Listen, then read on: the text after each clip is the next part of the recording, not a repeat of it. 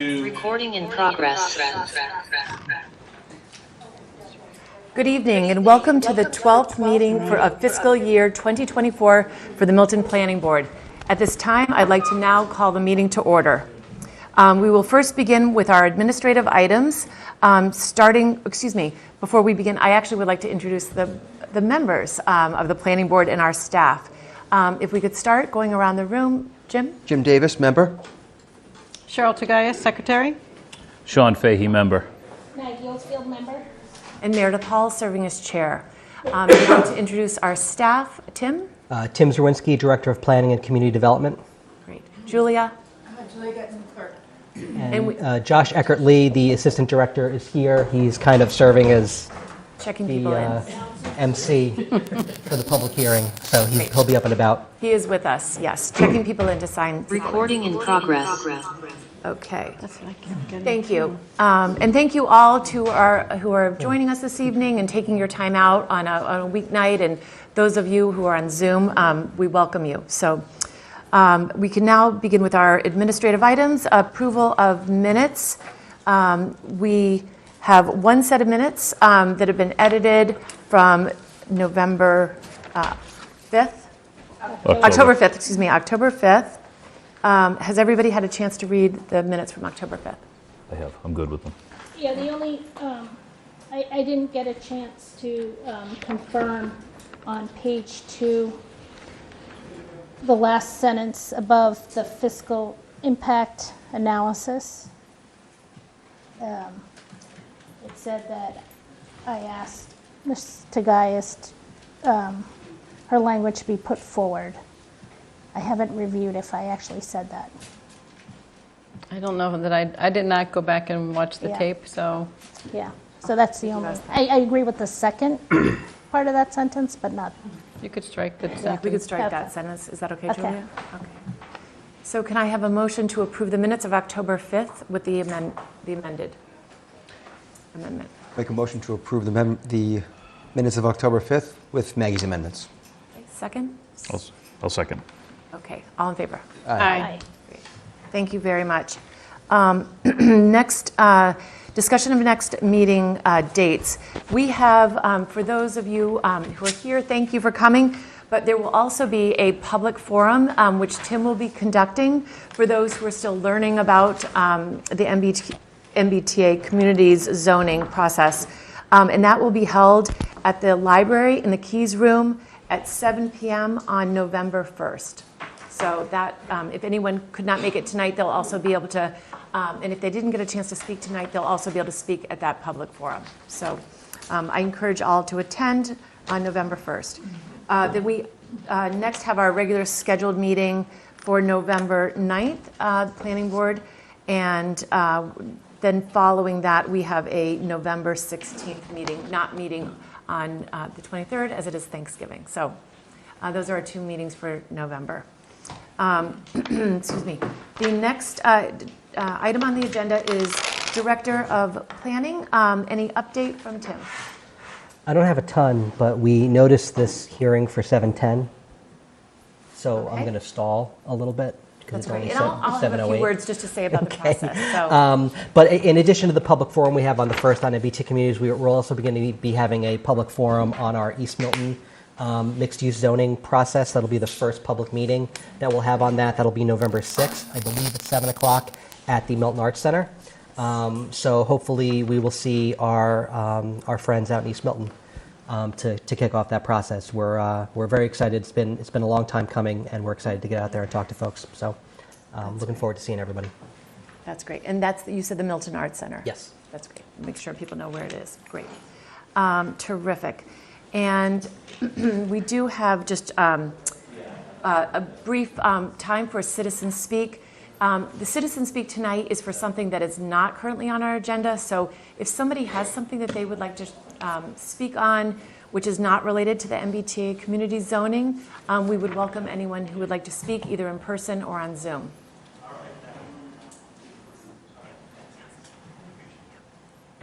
Are we seeing any? No one in the audience here, and no not seeing any hands. Great. Okay. Good. So, just to before we open our public hearing, I just wanted to talk about process this evening. The plan is, once we open the public hearing, Tim will make a presentation for everyone just to sort of give an overview for those who are still learning or for those who might gather some more information. Tim will begin with that introduction. And then we will open with an opportunity for residents to speak, make statements, ask questions. We are limiting that, unfortunately, because we do have a lot of people who would like to speak, and we want as many people to be able to speak this evening, 2 to 3 minutes. Julie will be keeping the time, but it will be limited to 3 minutes this evening, as many people will want to share. And if you can keep it to 2 minutes, that would keep it brief. That would be wonderful. We also, if you don't get a chance to speak, we will also be.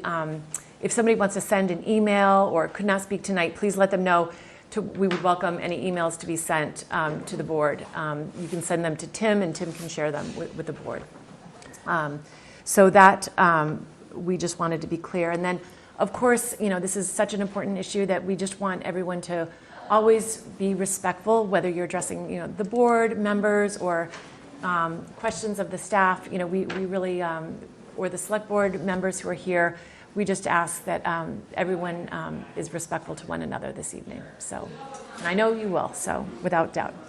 So I believe. So Meredith, just to sort of go a little bit more in depth on how we're going to run the public comment portion. So we've got folks on the Zoom. If you've been participating in a Zoom meeting before, you know that when public comment comes up, hit the raise hand button. You will be entered into a queue, and we'll take that queue in order.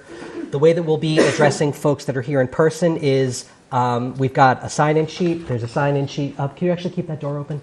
It is Okay. open? Sorry, I'm sorry, we can't hear you. Sorry. People in the hall should probably keep it down.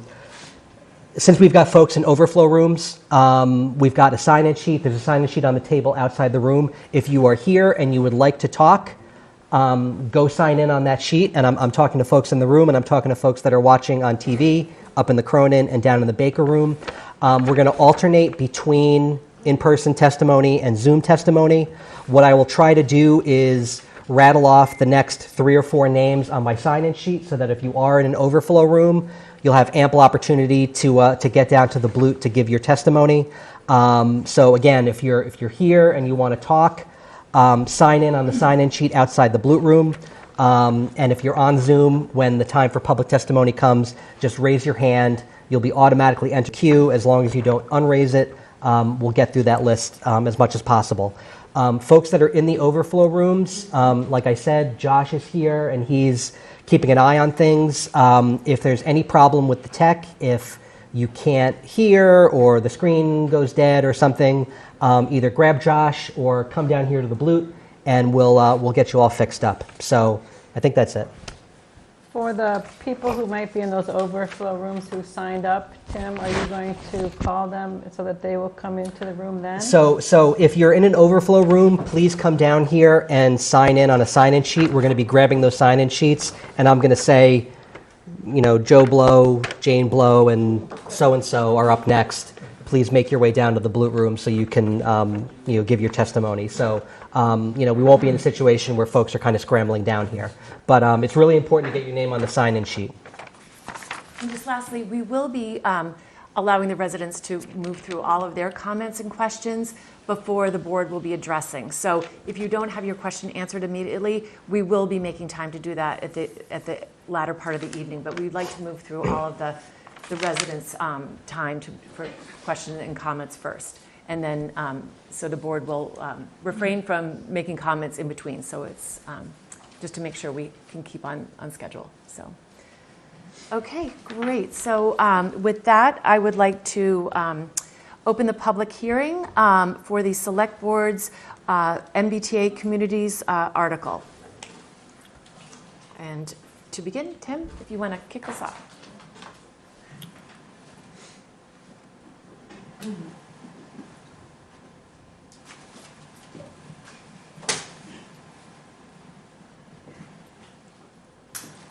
All right, there we go. Okay, so thanks everybody. Again, my name is Tim Zawinski. I'm the Director of Planning and Community Development. And I've been the staff point person on our MBTA Communities compliance efforts. So just a quick reminder, I do this at the start of every public meeting. If you go to townofmilton.org/MiltonMBTA, you will find this page. It's got all of the resources we have from the state on the MBTA Communities Law, every presentation we've ever given, recordings of every forum we've ever had, everything to do with Milton's efforts here you can find on this website. So what is the MBTA Communities Law? In previous slides that I've done presentations, I've kind of paraphrased, but I do want to kind of read off the law word for word. Oh, whoops. This was the law that was passed as part of a larger economic development bill in January of 2021. And it's an amendment of Massachusetts General Laws, Chapter 40A, which is the Zoning Act. So if you ever hear us refer to Section 3A or 3A, that's what we mean when we say MBTA Communities Law.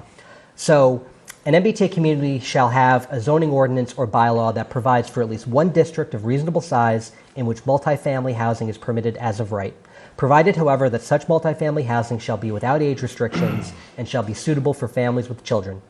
For the purposes of this section, a district of reasonable size shall, 1, have a minimum gross density of 15 units per acre, subject to any further limitations imposed by Section 40 of Chapter 131 and Title 5 of the State Environmental Code, established pursuant to Section 13 of Chapter 21A, and 2, be located not more than 0.5 miles from a commuter rail station, subway station, ferry terminal, or bus station, if applicable.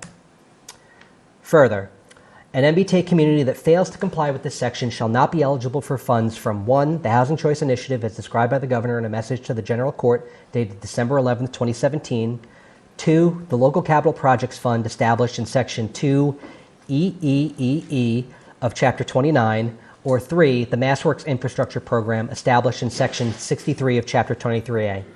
And finally, C, the Department, in consultation with the Massachusetts Bay Transportation Authority and the Massachusetts Department of Transportation, shall promulgate guidelines to determine if an MBTA community is in compliance with this section. That's it. That's the law.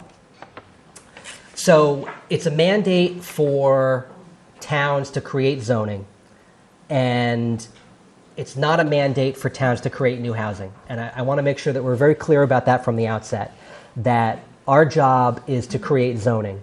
And if we create compliant zoning and get the thumbs up from the state and not a single housing unit is built, we will still be considered to be in compliance.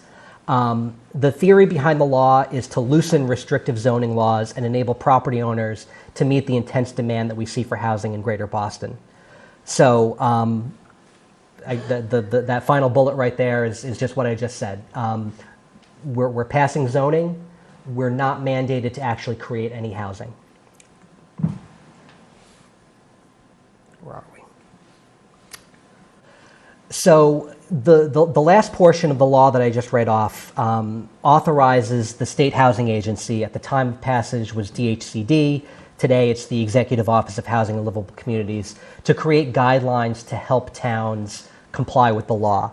And the reason why these guidelines are necessary, and I'll just, again, scroll back to the text of the law, it might be 20 lines worth of law. And so there's a lot of room for interpretation, a lot of room for what does reasonable size mean, what does suitable for families with children mean, all sorts of things that, rather than have towns try to figure this out on their own, the State Housing Agency was authorized to create guidelines to help towns comply with the law.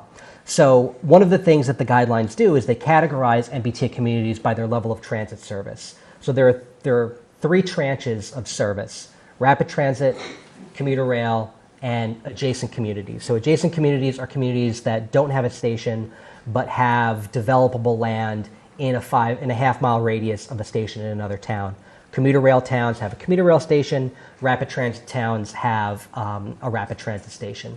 So among the other requirements in the guidelines, there are deadlines set for these different types of communities. And the rapid transit communities have the earliest deadline, which is December 31st of 2023, to adopt compliant zoning. This is why we're having a special town meeting at the beginning of December. So both the statute and the guidelines lay out certain thresholds that our zoning district has to meet in order to be deemed compliant. One of the things that's in the law is 15 units per acre. That's non-negotiable. The guidelines have further thresholds that the state has used to determine this is what we mean by reasonable size. And so among other thresholds that our zoning has to pass is 15 units per acre overall density. The geography has to be at least 50 acres in area. It has to have what they call a unit capacity of a certain amount, and that means it's got to be capable of accommodating new units equivalent to 25% of the town's existing year-round housing units. So in Milton's case, 25% of our year-round housing total is 2,461 units. There's a little bit of a repeat in my bullet here. That's what I just said. And then at least 50% of the area of the sub-district and at least 50% of the unit capacity of the zoning district have to be located within a half a mile of transit. So the guidelines are long and complicated, but they give us a decent amount of flexibility for how to craft these zoning districts in ways that we feel will kind of work for Milton. In terms of location, we're allowed to, owing to the fact that the Mattapan trolley, if you draw a half-mile radius around each of those stations, and you'll see maps later on showing that within that half-mile radius is found the developable area within transit. And because the Mattapan trolley is so close to the river and hence the border with the city of Boston, we have a significant fraction of our developable area is actually not developable because it's not in Milton. And so the guidelines allow us then to locate a portion of our district outside of the transit area. Again, owing to the fact that we have less of a percentage developable area as another town that might have transit stations right in the middle of their borders. So we're allowed to locate up to 50% outside of the transit area. So that's a flexibility that we've been given by the state guidelines. We're allowed to create different sub-districts. So the zoning district does not have to be one globby geography with one set of dimensional parameters. We can create different sub-districts that are in different parts of town, different geographies, have different heights, densities, setbacks, etc., with a few restrictions. So at least half of the district needs to be contiguous. So we can create smaller sub-districts for about half of what our total zoning district is going to be. And each sub-district needs to be a minimum of 5 acres. So you can't create 51-acre zoning districts kind of all over town. They've got to be little chunks of at least 5 acres. Ooh. So one of the questions that we got early on is, do we have any districts that are already compliant with this law? There are cities and towns that do allow multifamily housing by right that meets the restrictions in the statute and the guidelines. City of Cambridge, for instance, as you can imagine, has significant portions of their city are zoned for multifamily. They're doing minimal tweaks to their zoning code to achieve compliance. Milton does not have any compliant districts. The overwhelming majority of land is zoned for one housing unit on one parcel with different minimum lot sizes. Where we have allowed multifamily and townhouse development, it's been by special permit, which is distinct from as of right. These are zoning kind of permitting methods. As of right means if you meet all of the benchmarks that are laid out in the zoning, you go to the building department and you get your building permit. In a special permit context, there is a submission process and a whole sort of list of conditions that you have to go to the planning board, and the planning board has discretion whether or not to give the special permit. So there's a lot more strict kind of oversight on a project-by-project basis in a special permit context. That's how we've tended to do multifamily development when we have done it in Milton. And then a lot of our multifamily development is actually age-restricted. So if you think of Fuller Village, if you think of Winter Valley, if you think of Unquity House, these are legit multifamily projects, but they're age-restricted. And you can't mandate age restriction under the MBTA Communities Act. So the zoning that we're creating is effectively entirely new zoning. There's no tweaks to be done for our existing zoning. We've got wide latitude in terms of setting dimensional requirements. Dimensional requirements are kind of, one of the bread and butter things behind zoning: height, setbacks, open space, parking requirements. We get to set those, and they don't have to be uniform across the districts. We can create different sub-districts that have different dimensional parameters, as long as the average of all of the sub-districts meet the law's minimum requirements for density, reasonable size, and as-of-right permitting. So the example that I use is if you have 2 sub-districts and they each comprise half of the total district, one of them can have a density of 5 units per acre, which is far below the 15 units per acre outlined in the law, as long as the other sub-district has a density of 25 units per acre. So all other things being equal, you have 2 different densities, but they all average out to 15 units per acre. Ours does not work out that simply, but it does work out to 15 units per acre. So there are a lot of restrictions. It is a mandate to create zoning. We don't have a choice in the matter, but we do have a decent amount of flexibility to shape these things in a way that we believe works for us. So the effects of noncompliance, and this is something that's laid out in the statute and has been further articulated in the guidelines. So if at any point HLC, the Executive Office of Housing and Livable Communities, determines that an MBTA community is not compliant with Section 3A, that MBTA community will not be eligible for funds from, and these are the grant funds that are laid out in the statute: Housing Choice Initiative, which is a grant program that is meant to incentivize housing production. We're actually not a housing choice community. You have to meet certain production benchmarks to be in that program. The Local Capital Projects Fund is a fund that is actually capitalized by casino revenue. And that is one where it's actually not a discretionary grant program. That's a program where those funds are appropriated by the legislature. And they have been traditionally appropriated to provide subsidy to local housing authorities. So when this law first came out, it was actually a pretty huge deal that the Local Capital Projects Fund was up for grabs, because it's not a huge portion of local housing authority budgets, but it is a part of it. And so, anywhere between $30,000 and $35,000 a year, the Milton Housing Authority has gotten in state subsidies from the Local Capital Projects Fund. So that was at risk.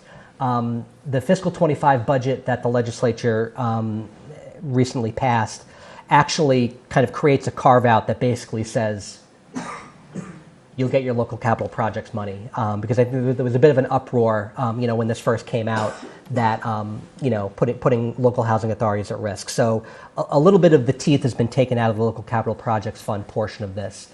And then finally, MassWorks. MassWorks is the biggest one. It's a between $70 and $100 million a year infrastructure grant program that funds significant infrastructure projects in cities and towns throughout the Commonwealth. Milton has been the beneficiary of about $1 million in MassWorks funds since 2011, although not in the recent past. So those are the 3 grant programs that are laid out in the statute that we would be ineligible for if we were non-compliant. In the meantime, HLC has identified 13 other discretionary grant programs that they administer, for which they've said we're going to take MBTA communities compliance into account with these grant programs. A lot of them don't necessarily apply to Milton, but the Municipal Vulnerability Planning Program grant is one of those grant programs. We have received tens of thousands of dollars out of that program, and it's actually kind of the number one source of climate resiliency infrastructure kind of funding for cities and towns, and so that's one that might bite a little bit. There's other ones, the land program, which is a program through the Division of Conservation that basically is a grant program for acquisition of open space. We would be eligible for those funds once our open space and recreation plan is approved. So that's one that's in there in that suite of 13 discretionary grant programs that HLC has identified. And then there are sort of the unknown consequences of noncompliance. But both Governor Healy and Attorney General Campbell have indicated that housing is a priority for their offices. This is a statement that Governor Healy made a few months ago. Opting out is not an option. We've got to do this across the state. The administration is really going to lean in here with regards to MBTA communities. There are also outside groups that have indicated that they'll go after towns on civil rights and fair housing grounds. So the town of Holden has been a target, due to their statements about noncompliance. And then the Attorney General offered an advisory opinion earlier this year, that effectively said, I usually read this, I won't read the entire thing because I've done it before, I feel like a lot of people have seen this presentation, but basically that if towns don't comply, that they're going to be liable to civil enforcement action from the Attorney General's office on state and federal fair housing grounds. So this is something that the Attorney General has been super clear about. The first deadline for compliance has not yet passed yet, so there hasn't been an opportunity. Everyone that needs to comply still has an opportunity to comply before December 31st. We'll see what happens when the calendar turns, if there are any non-compliant communities. We've asked for town council's opinion about compliance and sort of the validity of the guidelines as kind of enforceable by law. Town council tends to agree with the Attorney General, so this is just a bit from the memo that Town Council sent to us. That's also posted on the resources page on the MBTA Communities website on the Planning Department page. So what does compliance look like? As I said earlier, the zoning district that we create has to satisfy several variables, including being at least 50 acres in size, have a zoned capacity of at least 2,461 units. We'll talk about zone capacity in a minute. And an overall density of 15 units per acre. We've been working with various technical assistance providers. You'll hear UTIL is the name of a firm that we've been working with. And we've been using a software tool that the state has created called a compliance model. If you can imagine, there are 177 MBTA communities.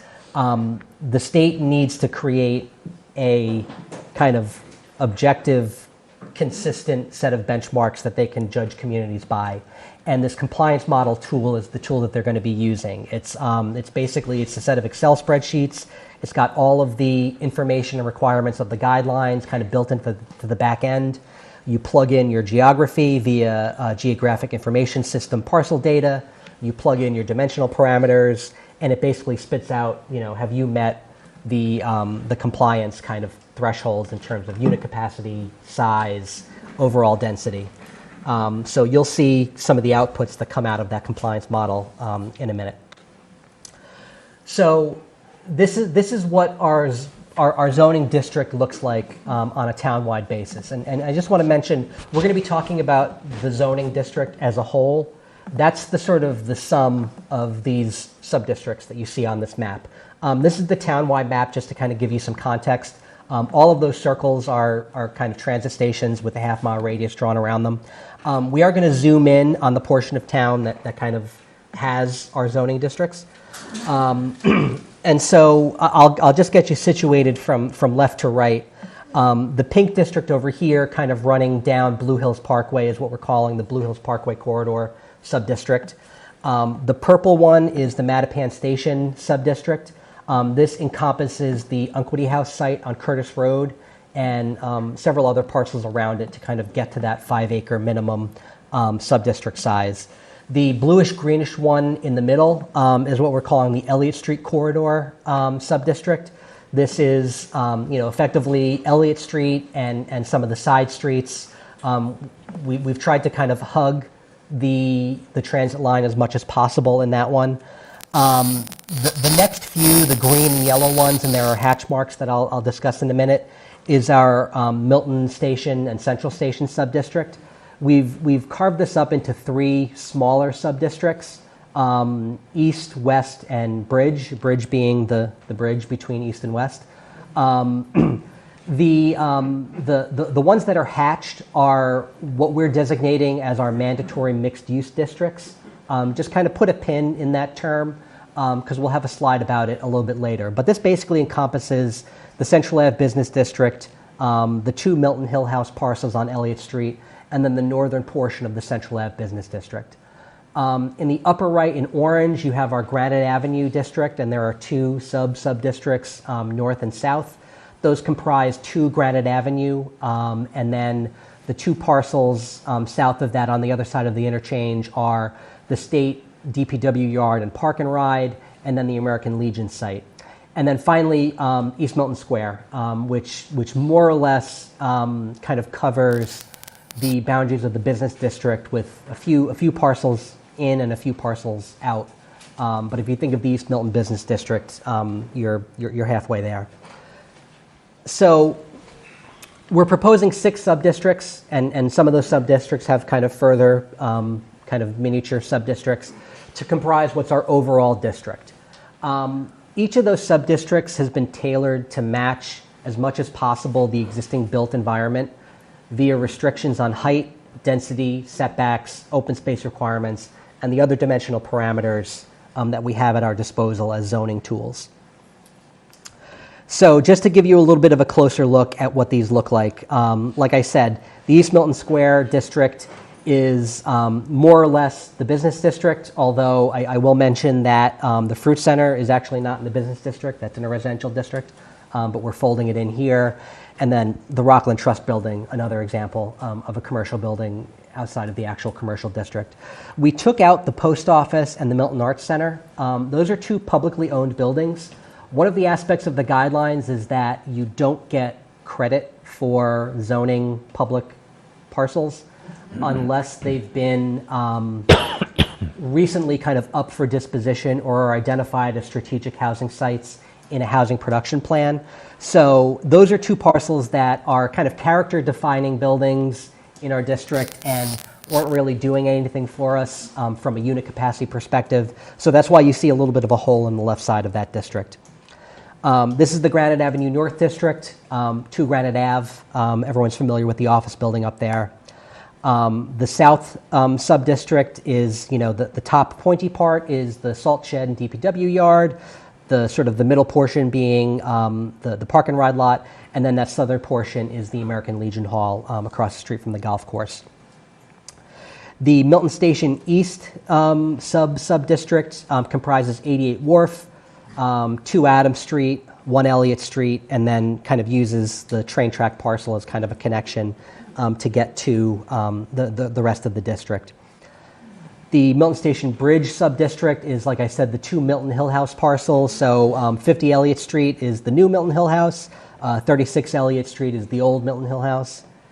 And then, I went the wrong way. And then our Milton Station West district actually is comprising the Central Avenue Business District. So the Steel and Rye building, the Hendry's building, these 2 commercial buildings, 36 Central, the building where Stevie's and Mackey's is.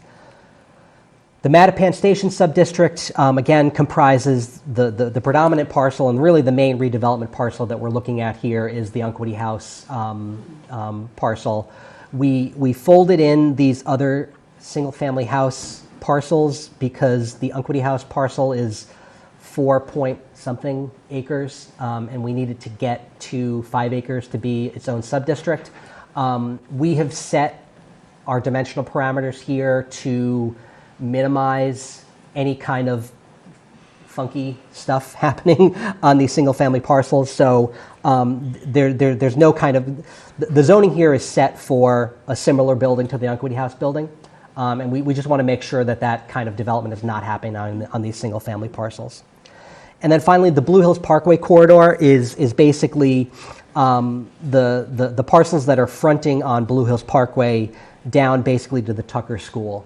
And then finally, the Elliott Street corridor, which is probably our largest subdistrict.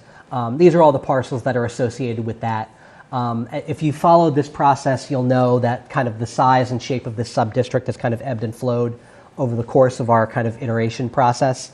But this is where we've landed on this, and this is one that we'll talk in a little bit more depth because it contains the most number of parcels that are potentially affected by zoning, and is also probably already the densest area that we have in town that we're rezoning. So this is kind of slide number 1 of where the action really is, and this is our compliance model summary. So there's a lot of other kind of sheets in this compliance model, but this is the one that it spits out that tells you here are the primary inputs that we're taking into account, and here are the outputs in terms of unit capacity, size, and density. And so I'll take these one by one just so that everyone is kind of on the same page, and kind of go into what the sort of primary dimensional parameters that are affecting density are, and then kind of what the outputs are in terms of how many units that is and whatever. So in the Granite Avenue North District, and you see the 6 in parentheses, so we've set a height limit of 6 stories in that Granite Avenue North subdistrict, set a density of 45 units per acre, and a floor area ratio of 1.1. Floor area ratio it's a math problem. It's the amount of floor area in a building divided by the area of the parcel that the building is on. So if you propose a building and you do that division problem and it comes out to more than 1.1, you can't do it. So it's just another kind of dimensional parameter that puts controls on the bulk of a building. We've actually got a, excuse me, I'll go into this in the future slide, but there's a typo on this where it says minimum parking spaces per unit. We've actually done a few edits to our parking ratios. We're actually doing parking maximums as opposed to parking minimums, and I'll explain that in a little bit. But we've set a parking maximum of 1.5 spaces per unit in both of the Granite Avenue subdistricts. Again, the height, 6 in the North District, 4.5 in the South District, and then the maximum percentage of building and parking coverage is 60%. So what that winds up yielding from a unit capacity perspective, and what the model is doing is basically, saying, okay, you've got a parcel this size, and you're saying you can build a building that's this size. What the compliance model assumes is there are going to be units that are an average of 1,000 square feet. So that's a big assumption that the model is already making. In real life, maybe there'll be units that are 1,000 square feet. Maybe some will be bigger, maybe some will be smaller. But that's one assumption that the model makes. And it basically says, given these dimensional parameters, this is how many units could conceivably fit on this site. And so that's what unit capacity is calculating. And we'll go into the limitations of that in a minute. But the Granite Avenue subdistricts are in the north yielding 171 units, in the south yielding 530 units. The Mattapan Station subdistrict, this is another one. We've pegged that at 45 units per acre. We've got to make a correction here. But the same FAR of 1.1, 6 stories, 1 space per unit max. One thing that, Granite Ave is a little bit of an outlier because there's no multifamily buildings there. There is an office building. The rest of our subdistricts already have housing, whether it's multifamily or single-family housing. And what you'll see in the next slide where we talk about the specific dimensional parameters is we've done our best to match the existing dimensional parameters that are either in the current zoning or are reflective of the multifamily housing that's already there. So Unquity House is already 6 stories. So we are zoning for just another 6-story building on that site. It can be a little bit larger because that site has a little bit of an anachronistic site plan. There is space for more housing on that site, but that yields 228 units. The Milton Station subdistricts are all pegged at 40 units per acre. This is, again, kind of reflective of some of the existing multifamily housing that's already there. The Hendry's building at 131 Elliott Street is 38 units on an almost exactly 1 acre parcel. So 40 units per acre is, think of the Hendry's building. 88 Wharf is 73 units on a parcel that's slightly larger than 2 acres. So again, kind of in that 35 to 37 units per acre range. So those are the size of buildings that you get when you say 40 units per acre in a 6-story building in the east, which matches 88 Wharf, and in a 4.5-story building in the Bridge and West districts, which match 50 Elliott Street and 131 Elliott Street. Everyone gets a 60% max building and parking coverage except for the Blue Hills Parkway corridor. One thing that I want to say about the East Milton Square zoning, and you'll start to see, this has a lower density, this has a lower height limit at 2.5 stories. One of the things that we're trying to do with the East Milton Square District is I mentioned earlier on that we are initiating a mixed-use zoning process in East Milton. This has been a long time coming. We've been planning in East Milton for many years. This is something that kind of predates MBTA communities becoming a thing. But we want to make sure that if we plan on doing multifamily housing somewhere, let's get credit for it when the state is mandating us to do it. So we have created a sub-district in East Milton Square that we think offers a credible path to redevelopment if property owners want to take advantage of it. But our thinking is that we will create special permit zoning during this East Milton mixed-use zoning process that is going to be a more attractive option to the development community. And that will be not by right zoning, but rather special permit zoning, which we can then, have different requirements for open space and streetscape improvements and additional affordability. All of the things that we like to do to have kind of control over development via special permit, we'll be able to do. The Elliott Street corridor is again, these two last ones are different from the other ones because the parcels are much smaller and the context is overwhelmingly single family. And so in the Elliott Street corridor, there's the other sub-districts don't have a maximum units per lot. The units that you're allowed to produce are kind of governed by all of the other dimensional requirements. In the Elliott Street corridor district, we are setting a strict cap of you only get to build 3 units on any given lot. Your minimum lot size is 7,500 square feet. Your max building height is 2.5 stories. So this, again, 2.5 stories is in the zoning today. 7,500 square feet is the minimum lot size today in the majority of the Elliott Street corridor district. So what we're trying to do all over, and with varying degrees of success, is trying to set up these parcels for as minimal amount of teardowns as possible.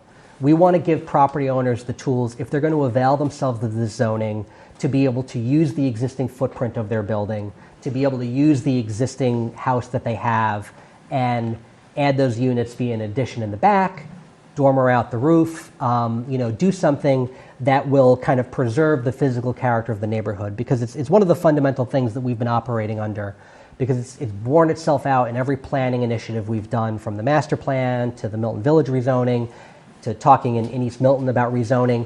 People cherish the physical character of their neighborhood. And so we're being compelled by the state to do rezoning. We've got to do it adjacent to transit. We want to do it in a way that is going to really try to preserve that physical character as much as possible. So the final outputs that this scheme kind of spits out is a unit capacity of 2,625 units, slightly above the 2461 that is our kind of minimum threshold. We tried to get as close to that as we could. What we found was that given sort of the size and shape of these districts, if you started to make adjustments that kind of brought that number down closer to 2461, it would throw off our overall density. Or the adjustment, like say you said 44 units per acre in Granite Ave North, or you said 4 stories in Milton Station West. That got us below 15%, or it got us below 2461. So this thing is as tightly calibrated as we could have gotten it. The overall acreage of all of these sub-districts is 145, way beyond the 50, that's the minimum. And then we are at a model density of 15.3, so just slightly above that minimum of 15 units per acre. So these are the detailed zoning parameters. We did some of the big zoning parameters on the last one, but this one will just show you, the different setback requirements that we have, building height in both stories and feet. This is all designed to match as closely as possible where we have existing zoning for housing. We've tried to match that, in the Elliott Street corridor and Blue Hills Parkway's corridors, 15 foot in the front, 20 feet in the rear, 20 feet combined on either side setback. That's in the existing zoning today. Where we don't have multifamily zoning, we've tried to match what the dimensional parameters of the existing multifamily housing are. And so this is kind of what we've come up with. So I mentioned earlier in the Milton Station, Central Ave Station subdistrict, there were two, and I'll zip back real quick just to show you. There are two kind of hatched districts on our map over here in sort of the yellow and the green. These are our mandatory mixed-use districts. When HLC came out with their guidelines in the first sort of set of final guidelines they came out with, they basically said you can allow mixed use in your zoning district, but you can't require it. And the reasoning for that is because the law says that towns need to pass multifamily zoning. And this is just a planning and zoning thing, but multifamily and mixed use are entirely different things in the eyes of kind of land use law. And so if you were going to do multifamily by right, it couldn't require a mixed use component. A lot of towns found this to be really problematic because some of the places they were looking to zone that were most appropriate for multifamily housing, near transit, in amenity-rich regions, kind of put their commercial tax base at risk. And I'll give you an example. If you took the building where Steel and Rye is and you decided to redevelop and you said, well, mixed use is allowed, but it's not required. I am going to build a apartment building on the Steel and Rye site. That's great. We need more multifamily housing, but now we lose that commercial amenity and we lose that commercial tax base because even though mixed use was allowed, if the property owner doesn't want to do it, they don't have to do it. A lot of towns wanted to preserve their commercial tax base and really not put it at risk, and so basically petitioned the state to kind of amend their guidelines. Which they did in August. And so now we get to create what's called a mandatory mixed-use subdistrict that can be as large as up to 25% of our unit capacity. So we've decided to use this tool in the sort of Milton Village, Central Ave area. So when we get to town meeting, there's going to be two zoning articles that town meeting is going to be asked to look at. One of them is going to be the article that does all of this stuff that we're talking about tonight and kind of amend the zoning bylaw to create this district. The second one is going to be an article to amend that to create this mandatory mixed-use zone so that we sort of get everything through and kind of keep things in their kind of distinct lanes, because we want to do the mandatory mixed use because we don't want to put our commercial amenities at risk. We have a very tiny commercial tax base. We want to use all the tools that are available to us to make sure that if someone wants to do a redevelopment under this zoning, they're not putting commercial uses at risk. We don't have enough space to do both Milton Village and East Milton because that would add up to more than 25% of our unit capacity.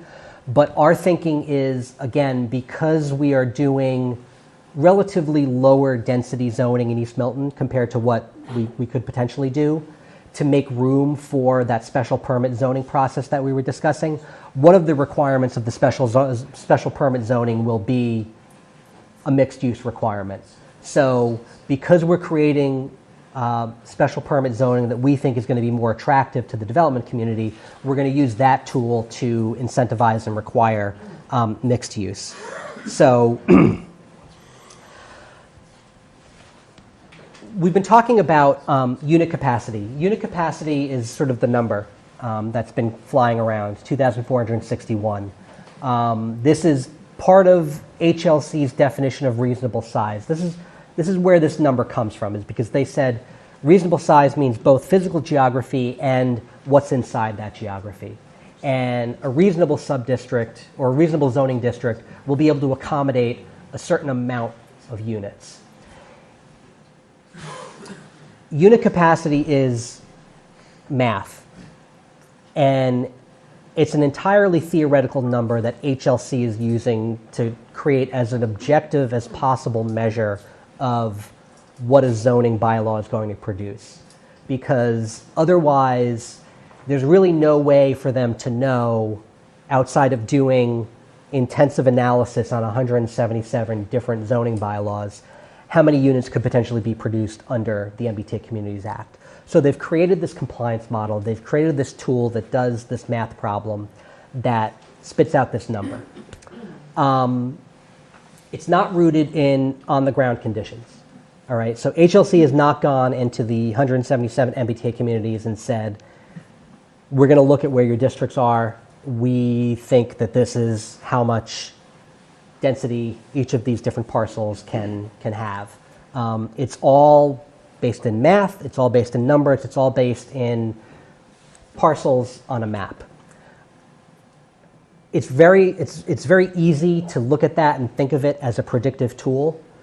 HLC is saying we've got a zone for 2,461 units. We're going to get 2,461 units. We're not going to get 2,461 units. And I'll explain all the different ways why that's not the case. So unit capacity only takes into account the geography that you've plugged into the model and the dimensional parameters that you've plugged into the model. It doesn't take into account any of the other myriad non-zoning land use regulations that a town might have. Wetlands regulations that limit the developable area of a parcel, floodplain regulations that limit the developable area of a parcel and put restrictions on the types of development that can happen in the floodplain, historic districts and demolition delay bylaws. We are in the process of trying to adopt a local historic district in Milton Village, which would, if and when it passes, apply to several of the parcels in that Milton Station subdistrict. The compliance model is not taking into account the design guidelines that are going to go into that historic district. And then building and fire codes. One of the things that's really important to understand, especially when we talk about a 3-unit building, 3 units being the minimum size of a multifamily building under state law, when you go from 2 units to 3 units in terms of development, you trigger different aspects of the building code and different aspects of the fire code. So if you are a property owner that has a single family house, you can, under this zoning, get your building permit and build a 2nd unit, and you're off to the races. A 3rd unit will require 2 means of egress and a sprinkler system throughout the house, which you don't have. No one has a sprinkler system in their single-family house. It's a significant cost. It's a significant barrier to multifamily development that, again, the compliance model is going to look at a parcel that says you can have 3 units, and they say this is a 3-unit parcel. But the real-life conditions by which that 3-unit building may or may not get built are not taken into account by this model. So all of these regulations that I mentioned would still apply to proposed projects in our districts and could affect the size of developments and could affect whether developments happen at all. So the reason for all of this is because the unit capacity calculation treats every parcel as a blank canvas, right? So we are zoning on Granite Ave, and there are no houses in the Granite Ave subdistrict. So that is effectively a blank canvas. There's buildings there, but for housing purposes, there are no existing units. But almost everywhere else, there are existing units. And so the diagram here, kind of tries to kind of lay it out. You've got an existing use of a 2-family house, a duplex. The compliance model treats that as an undeveloped parcel and says if your zoning says you can build 3 units on a parcel, or in this case you can build 4 units on a parcel, then that is a unit capacity of 4. From the perspective of municipal impacts, which I think a lot of people are concerned with, on top of design and all of these other things, the modeled unit capacity figure is far less relevant than the net new units. And net new units is basically your modeled unit number minus your existing unit number. So in this case, there's a unit capacity of 4, but there's only 2 net new units because there were already 2 units on that parcel already. 2 units worth of kids in the schools, 2 units worth of toilets flushing into the sewer system. All of those impacts for those 2 units are already being realized by the town. So I want to just sort of take a run through our map just to show you that the zoning, which again this is all on paper and this is all a math problem. We have a zone capacity in these subdistricts of something like 2,600 units, as we showed on that other slide. And so in the Mattapan Station subdistrict, that's 228 units. In the Blue Hills Corridor, that's 175 units. 480 units in the Elliott Street corridor, 618 in the Milton and Central Station subdistricts, 171 units in Milton and Granite Ave North, 530 on Granite Ave South, and 423 in East Milton. So this is what the compliance model is saying. In these geographies, with these zoning parameters that you've produced, these are the number of units that could conceivably, if every single parcel got developed and was developable, this is how many units could potentially sort of happen. But in a lot of these cases, there are already existing housing units. As we mentioned on Granite Ave, there's no existing housing, so those are net new units. In East Milton, in the business district at least, not a ton of housing, so the net new unit figure is probably closer to the model capacity. But everywhere else you're seeing, significant differences between what the model is saying the district is capable of producing and the actual number of new units that we'll see, again, from a municipal impact perspective, units that are new that aren't already taken into account in our budget and on our streets. 412 net new in the Milton Station District, 70 net new in the Elliott Street District, 83 net new in Mattapan Station Subdistrict, 109 net new in the Blue Hills Corridor District. So already, we're seeing the model is spitting out a number that is, again, theoretical and used for just comparison and analytical purposes by the state. The reality, and again, this is assuming that every single parcel that can be redeveloped will be redeveloped, which again, almost certainly will not happen. Every parcel in town today since 1938 has not been redeveloped. These are things that are at the whim of hundreds of individual property owners making hundreds of individual decisions about their home. And so this is just one thing to keep in mind when we talk about what is going to be the pace of change, what is going to be the effect of this zoning on the physical environment of our town. I don't want to say that there's not going to be change. I don't want to say that no one will avail themselves of this zoning, but I think even before we get into a discussion of parcel by parcel, what decision is this property owner going to make, we've already reduced the number of units that we're going to see by almost 1,000. So the way that we developed these subdistricts is we tried to take advantage of where we already had existing multifamily housing. We don't have any compliant districts, but we have built multifamily housing. And what you can do is you can zone under or on top of, depending on your perspective, your existing multifamily housing. And so, as I said earlier, we've tried to make the dimensional requirements in these subdistricts match the existing housing stock as closely as possible. And that by rezoning existing multifamily properties, we're able to set the pace of redevelopment and ensure that dramatic change doesn't happen in a compressed time frame. And I'll show you how that works using the Milton Station subdistrict as an example. So, we talked about the unit capacity and the net new units in one of the previous slides of these existing multifamily buildings. But I also wanted to show you sort of the year that each of these buildings was built. So 131 Elliott Street, the most recent example, hasn't even opened yet, 2023. 2010, 36 Central, another multifamily building on Central Ave. 2014, 50 Elliott Street. 1964, 36 Elliott Street. And then 2003, 88 Wharf Street. So again, we're creating zoning. We're creating a subdistrict that rezones. I'll use 131 Elliott Street as an example. So 131 Elliott Street now has 38 units on it. Under our new zoning, it can probably have between 40 and 45 units.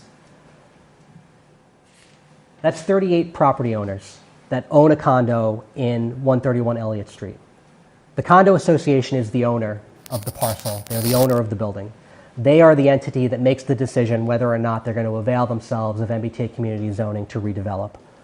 They are in the newest building in town, and they have property rights to add between 5 and 7 additional units to their building. I contend that that will not happen in our lifetime or our children's lifetime. It's a brand new building, and the juice is not worth the squeeze when you have a new building and you're only getting a certain number of new units that you're allowed to build on your parcel. And so the reason I put the year that these properties were developed is even though each of these properties may get additional units under the new zoning, the likelihood of them being redeveloped in any kind of reasonable time frame is vanishingly small. The exception on this slide is obviously 36 Elliott Street, the old Milton Hill House, which was built in 1964. People live in that building. It's still an operating building. It is a rental building. It has, a relatively antiquated site plan. There's a ton of surface parking. If you were doing it over again, you might design that building and that site differently. That's a legitimate redevelopment site. So I think in the sort of medium-term future, under this zoning, you may see a redevelopment at 36 Elliott Street.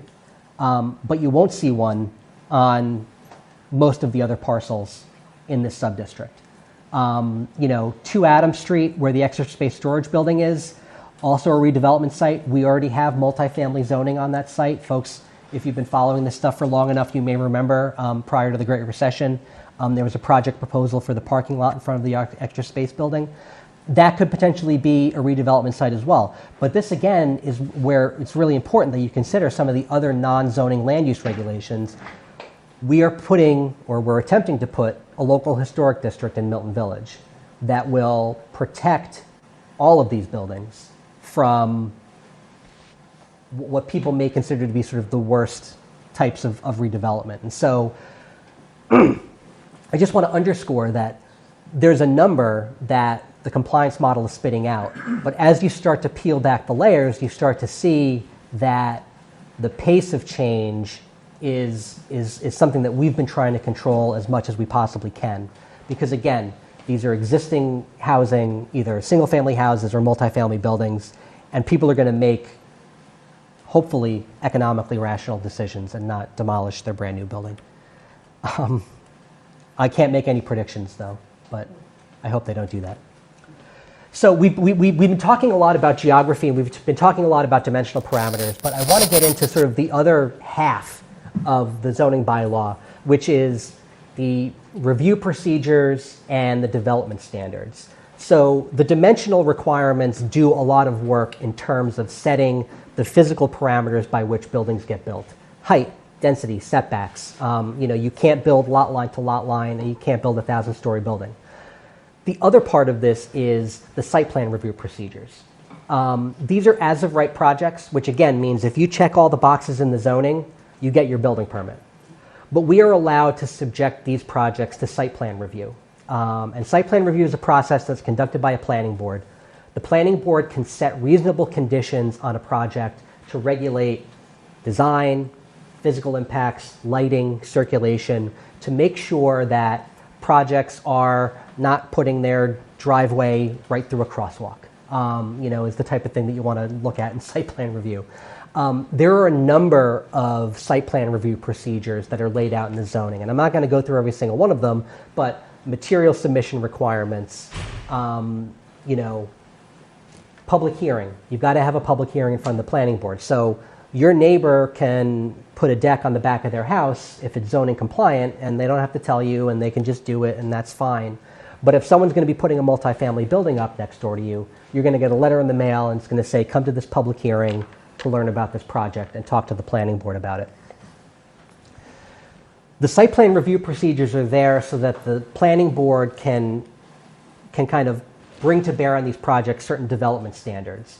And these are things that are beyond the dimensional standards that say, this is what we want these buildings to look like. This is how we want these sites to be designed.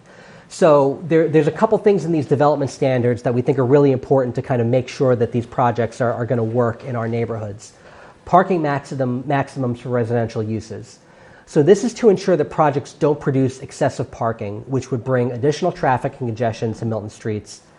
We set a maximum number of parking spaces that you can produce. So in a parking minimum situation, which is typical under zoning, if you've got a 3-unit house and you say the minimum parking requirement is 1 space per unit, you could have a developer or a property owner that says, well, I want everyone in my project to have 2 cars. We're going to build 6 parking spaces.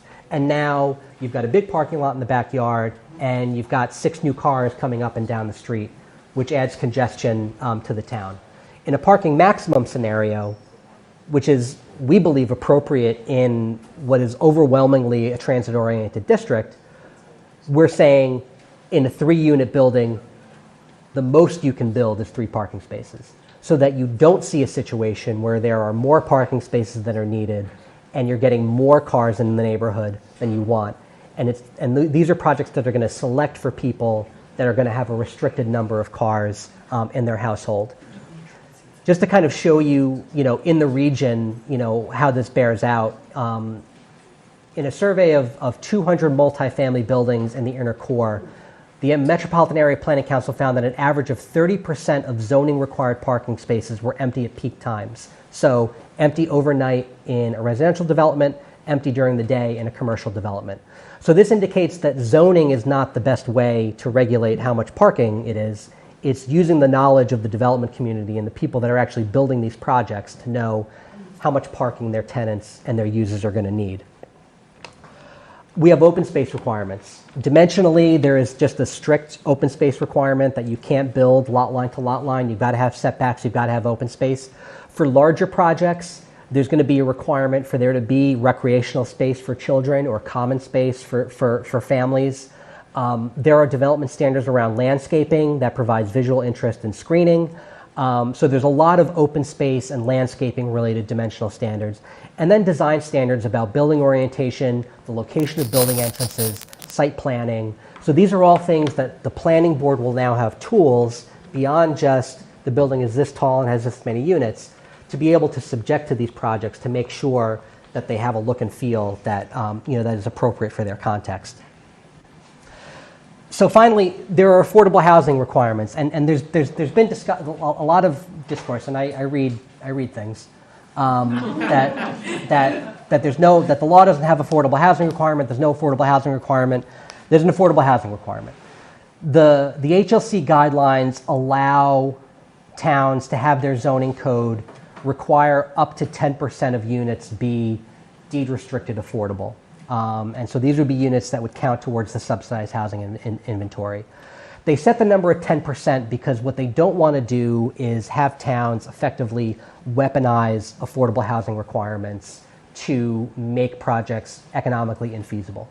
So you can imagine in a town like Abington setting a 33% affordability requirement, where those are units that are definitionally, you can't collect the same amount of rent because they're affordable. You can't collect the same amount of sales price.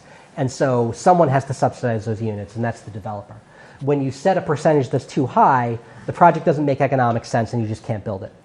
So HLC has set a 10% max that you can put in as of right into your zoning. The guidelines allow for a greater affordability requirement, up to 20%, if you provide an independent financial analysis that demonstrates that a project is still feasible if it has a higher affordability requirement. So we've got the 10% requirement in our zoning. We're in the process of trying to procure a independent financial analysis to see how far we can get our affordability requirement up. We've got 12% in other multifamily zonings that we've done. We're going to try to get as much as we can, and that'll have to be subject to a future zoning amendment at town meeting. So I'm almost done. I want to wrap up because I haven't had a chance to do this in a while, just to sort of reacquaint folks with some of our planning goals that have been established in our master plan, our housing production plan, some of our other planning processes that we've done, and kind of just outline how MBTA communities can be a tool to achieve these goals. So our master plan, which has been in effect since 2015, is going to be up for update pretty soon, has a ton of stuff about the direction that we want the town to go in. One of the objectives of the master plan is to increase and expand the range of housing types and to create smaller housing units. The overwhelming majority of housing units in the town of Milton are single-family houses. We don't have nearly as much rental housing as other communities. We don't have nearly as much multifamily housing. We don't have nearly as many smaller units. And so the master plan has identified this as a goal to create different housing opportunities for different types of people. Our housing production plan identifies a priority for a greater diversity of housing stock, again, mirroring the master plan, has goals for new rental developments, has goals for housing for seniors or single individuals through one-bedroom units. So even though we're not allowed to require age restrictions, age-restricted housing is allowed to be produced under the zoning, just like anything else. And the thing that you have to understand about age-restricted housing or affordable housing is it's impossible to produce that housing unless you've got zoning to do it.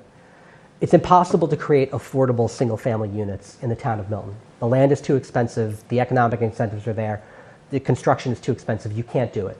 You need the economies of scale inherent in multifamily housing to do things like age-restricted housing, supportive housing, affordable housing. And so actually creating by right multifamily zoning provides a tool to do that. The final report of the Equity and Justice for All Advisory Committee focused on affordable housing. And again, even though there's only a 10% requirement, we're going to try to crank that up as much as we can. The fact of the matter is 10% of MBTA Communities units is more than the 0% of a by right subdivision that we're producing today. And so multifamily housing is the doorway for more affordable housing in our community. And finally, we've got ongoing climate change and sustainability planning. We've got a climate planning, an action plan committee. We're a green community. We're working on climate change resiliency efforts. Transportation emissions are the #1 contributor to greenhouse gases in the United States. Enabling more people to live near transit and to live a car light or even car free lifestyle is the most effective thing that individual cities and towns have in their control. And that starts at land use. And so households in denser, more walkable neighborhoods have been proven to have a lower carbon footprint than households in single family neighborhoods. And that just bears out when you look at this household CO2 map. Milton is out there kind of surrounded by these light green parcels. And you can just see the sort of the denser neighborhoods in Brookline, Boston, Quincy are killing us on household CO2. So it's climate policy, it's affordability policy, it's equity policy. It's a way for us to achieve our planning goals. That's all I've got. So I think. Great job, Tim. Thank you. So I think. So I think I'm going to stop my share here. And so, like I said earlier, we've got folks in the Zoom, we've got folks in the room. If you're on Zoom and you'd like to talk, please raise your hand. Just leave it up. You'll be entered into a queue. And then in the in-person, so we're going to be alternating between in-person and Zoom. So just try to be patient. But I'll say the first 4 names that we have on our sign-in sheet are John Driscoll, Christine Hodlin, Matt Morong, Jack Cook. So we'll call on you when you actually come up. But if I just called your name and you're in one of the overflow rooms, try to make your way down to the Blute, and we'll hear from you. So we'll start with our in-person. If John Driscoll is here, if you want to come up and give your name and address for the record, please.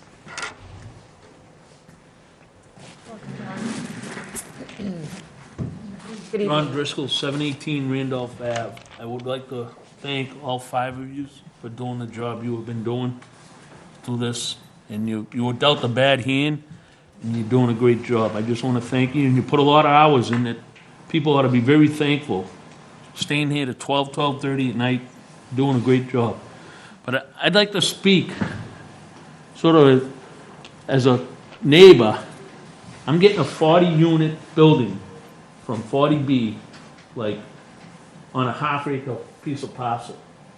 So everybody that's all for this, just be careful what you wish for other people's neighborhood. It's not fun, all right? It's not fun. And I live in a nice little house. The house behind me is nice, and I'm ending up with a 40-unit building. So just be careful what you wish on other people. And I don't even know why they call this the MBTA, because they can't run a train. So I don't know why we even call it that. But I just want to thank you. You're doing a great job. And just be careful what you wish on other people's neighborhoods. It's not fun. Thank you. Are you? Yeah. Okay. We have Deborah Felton on Zoom. Deborah, if you can give your name and address. Can you hear me? Yeah. Hello? Hi, Deborah. Okay, great. Hello. Deborah Felton, 20 Willoughby Road, town meeting member from Precinct 2. First of all, I want to thank you, Tim. Every time I hear your presentation, and I've heard it quite a few times, I do learn something new. I want to go on record that I support the MBTA community law for multifamily housing and will vote yes at town meeting to the warrant article sponsored by the Select Board for the following reasons. I'm an attorney admitted to practice in Massachusetts, and I have been sworn to uphold the Constitution and the laws of the state of Massachusetts. Similarly, all public officials are sworn in to uphold the laws of the Commonwealth.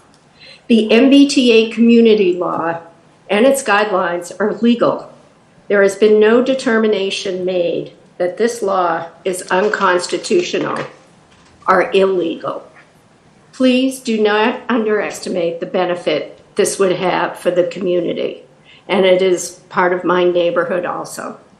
We are stronger and more creative working together to build housing in compliance with this law and be a part of a diverse community that provides homes for all people.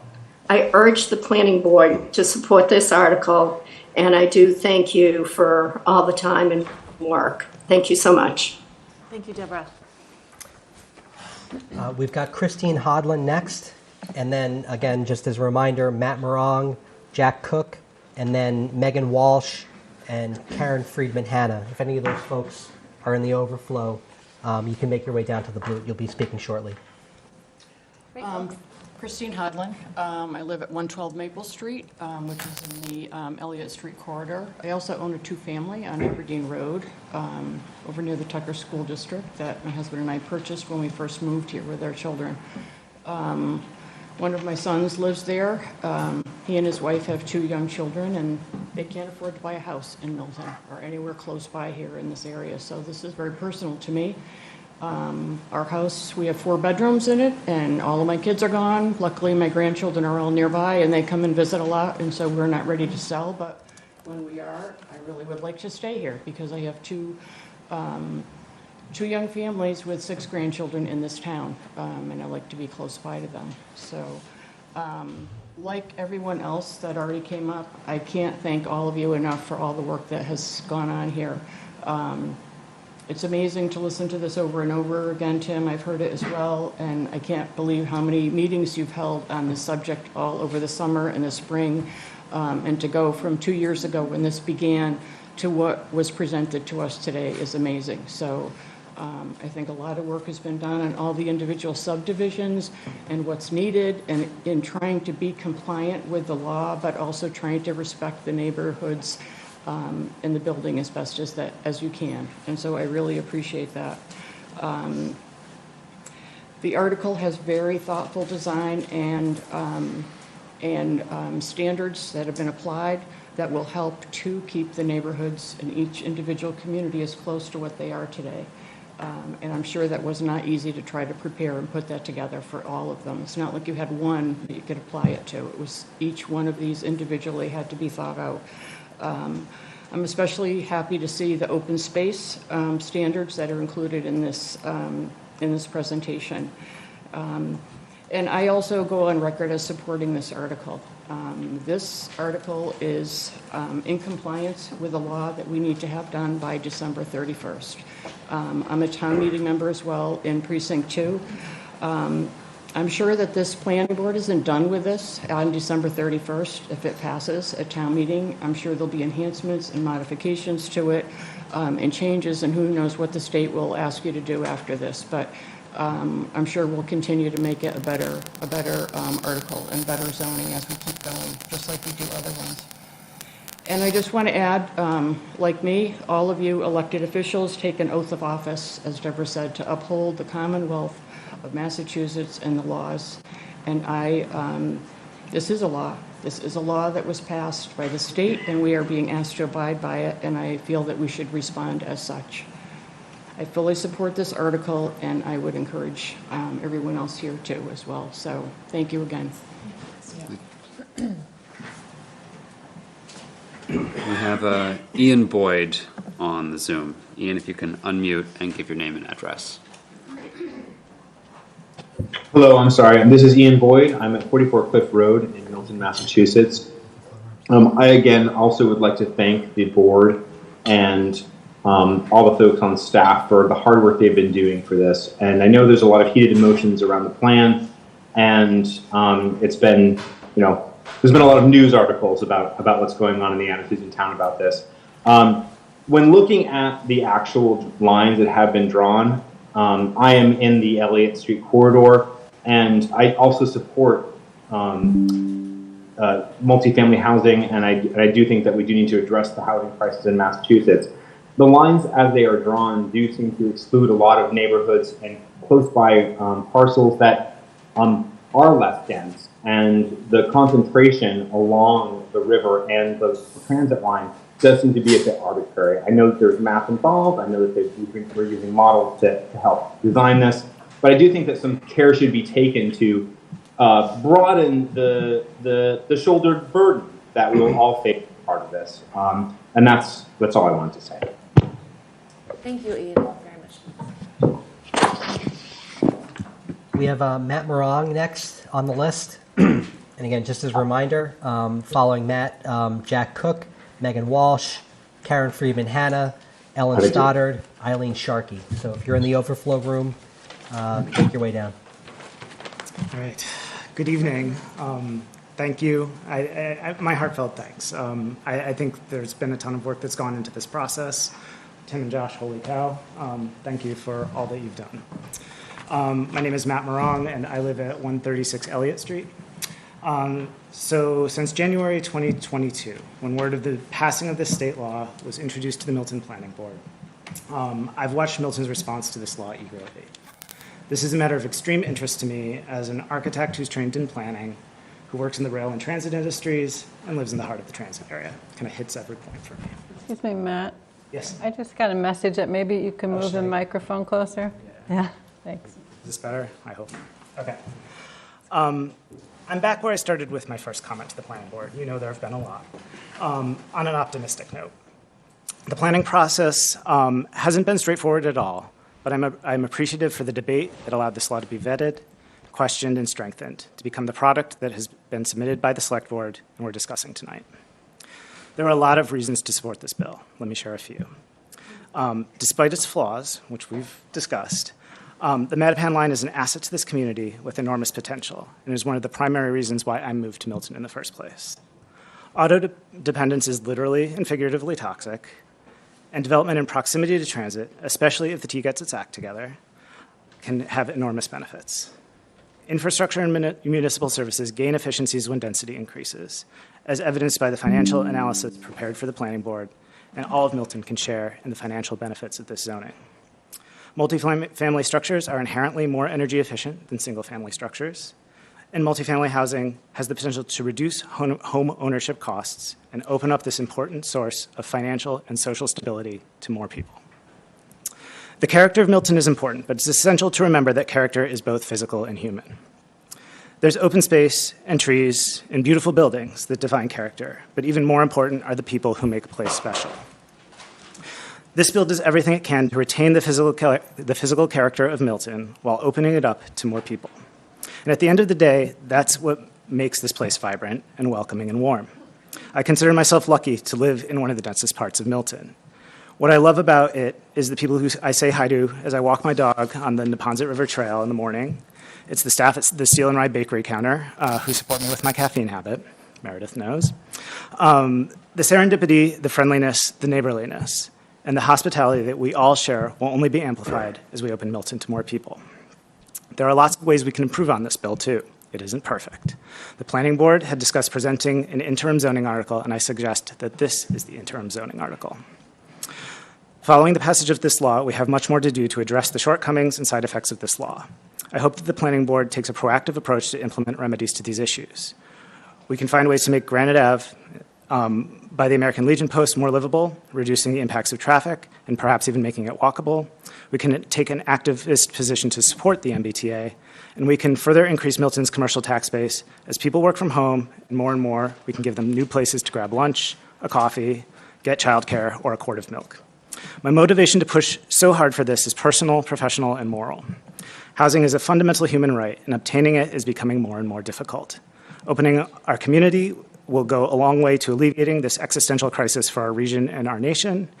Matt, we're at 3 minutes. I'm Okay, sorry, I've got like one line. Thank you.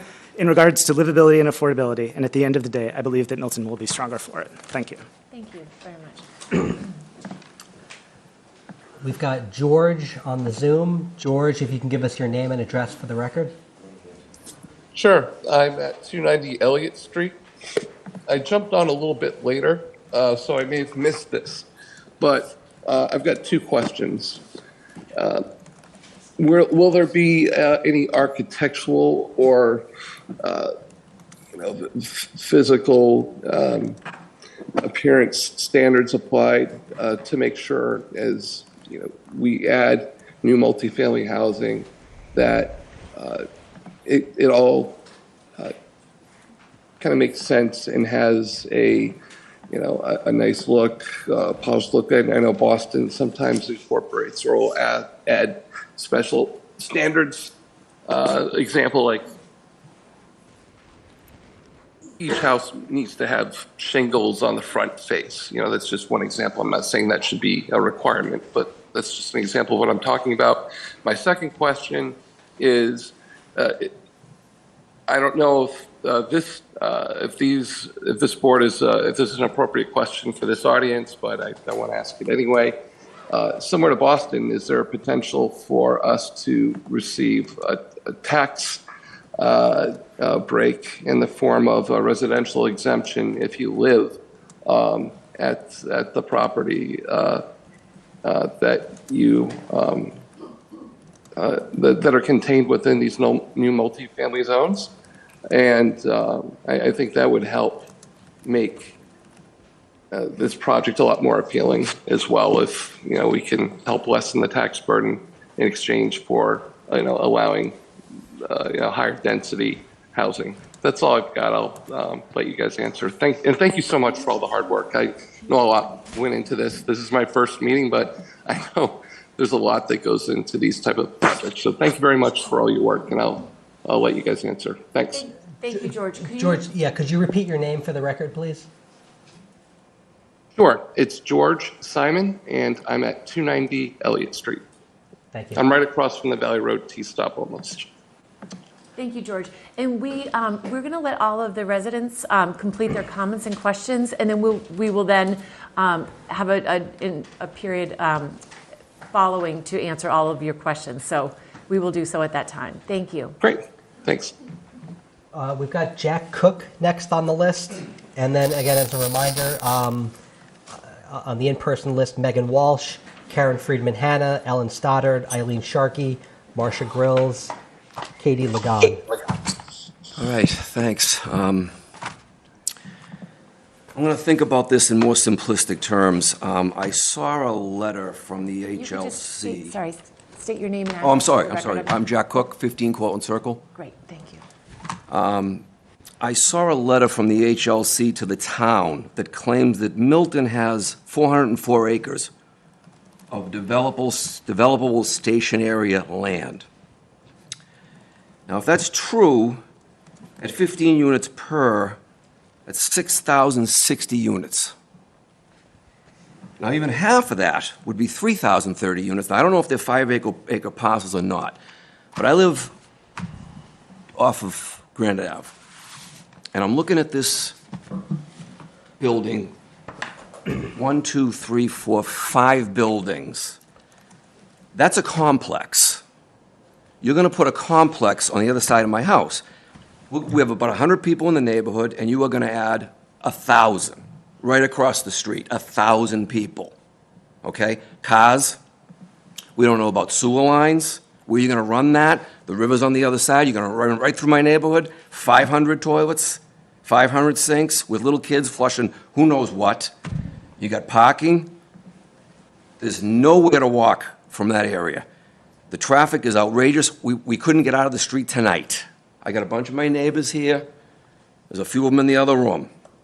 You can't walk anywhere. It's dangerous road. In the summertime, there's actual drag racing going on down there, all right?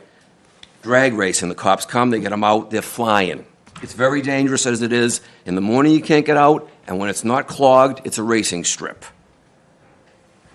The Green Initiative thing, that's laughable. People will have their cars. I heard something about a bus stop. That's a joke. A traffic light will not work. You are going to choke us. You are going to choke East Milton Square. There's no parking there now. And if you're going to add 3,000 people, I mean, we are 1, 2, 3, 4, 5 buildings on the other side of my street.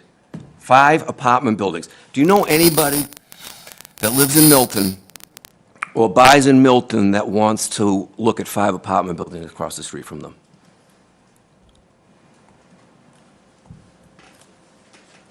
We talk about the law. Laws are there to protect people. Who's protected or who's being helped by this law? People that don't live in the town. And who's it hurting? People that live in the town. That's backwards. The town needs to be non-compliant if they can't come up with a more equitable solution. We are being targeted. It's a complex. It isn't one building. We're all for reasonable zoning. A building with some nice greenery, okay, a couple hundred units, nice, right? I'm all for that. 5 buildings? There's a lot of room over there. 5 buildings, 6 stories? I won't see the sun from where I live. 6 stories. Now that map that you had shows a big horseshoe. I don't see anything in the middle of town. Now, I don't know if these 404 acres that the HLC claims Milton has are 5-acre parcels or not. I don't know that. But unless you can come up with something that's fairer to me and my neighbors, I have a bunch of friends of mine that are here now, and I agree with my high school classmate John Driscoll that said, watch what you wish for about someone else's neighborhood. We feel like this is a classist type of situation. It smacks of a NIMBY type of situation. Because I don't see anything in the middle of town, nothing. And they say, again, 404 acres, 15 units per, 6,060 acres, conceivably. And you got 1,000 or 700 in my backyard. It's not right. Thanks.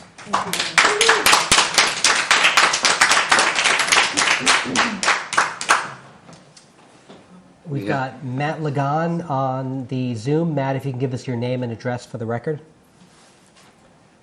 Oh, hi, it's actually Katie. I'm sorry, I was there in the room and I had to leave, so you can take me off the list. Can you hear me? Yes, Katie, welcome. Thank you. First, I want to... Could you sorry, it's Katie Lagan, 544 Brook Road. First, I want to say that sometimes when I'm listening to some of the select board meetings and other meetings, that I'm a little disappointed in the way that people who want to challenge the MBTA Communities Act are treated. They're labeled as unwelcoming, among other things, by members of our elected boards for questioning zoning and possible building of an additional 2,400 units in our town. Sorry, I don't mean to sound negative, but it bothers me when I watch the meetings, that particular issue. And I and most people I think that I know are in favor of some new housing if the zoning is thoughtful and reasonable and includes affordable units.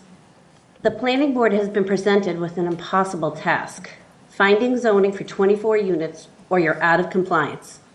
There's nothing in the middle. I also know there's a lot of conversations going on about how the zoning will result in a gradual change.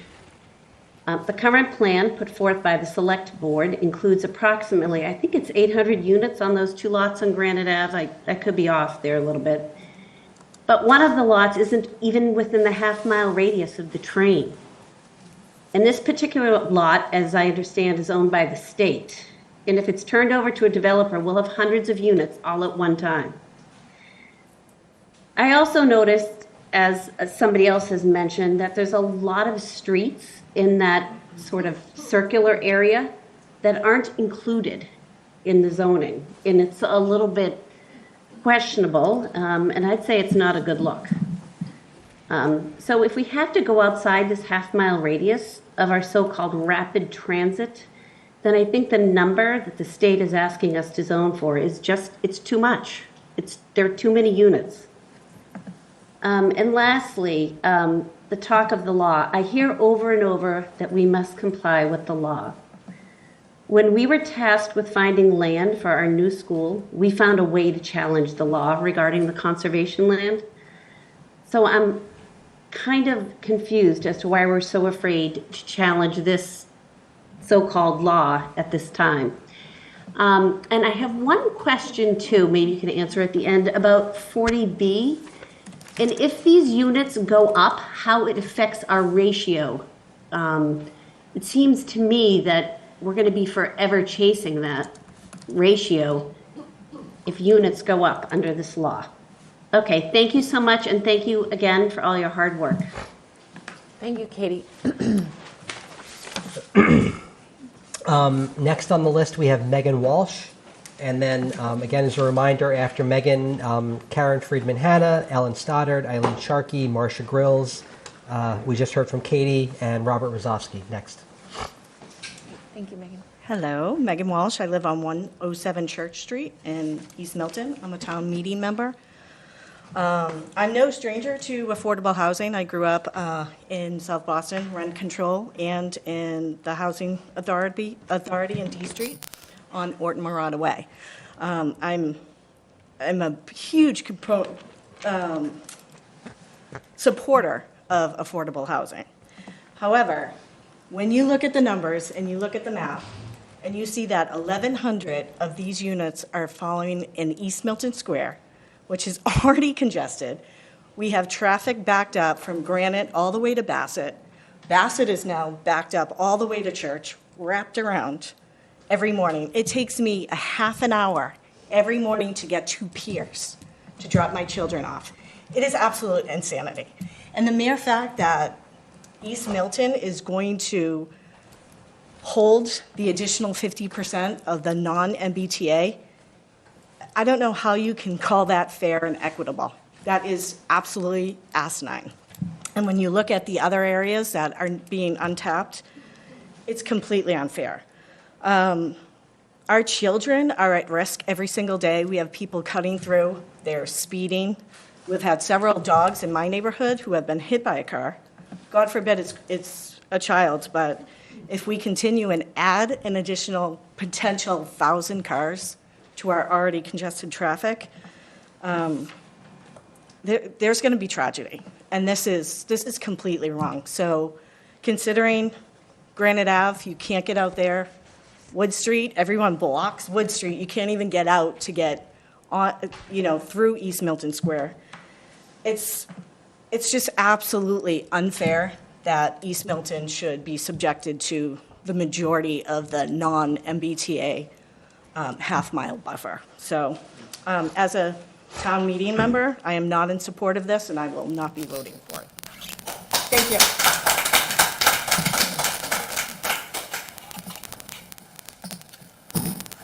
We have Eric Hokinson on Zoom. Eric, if you could unmute and give your name and address.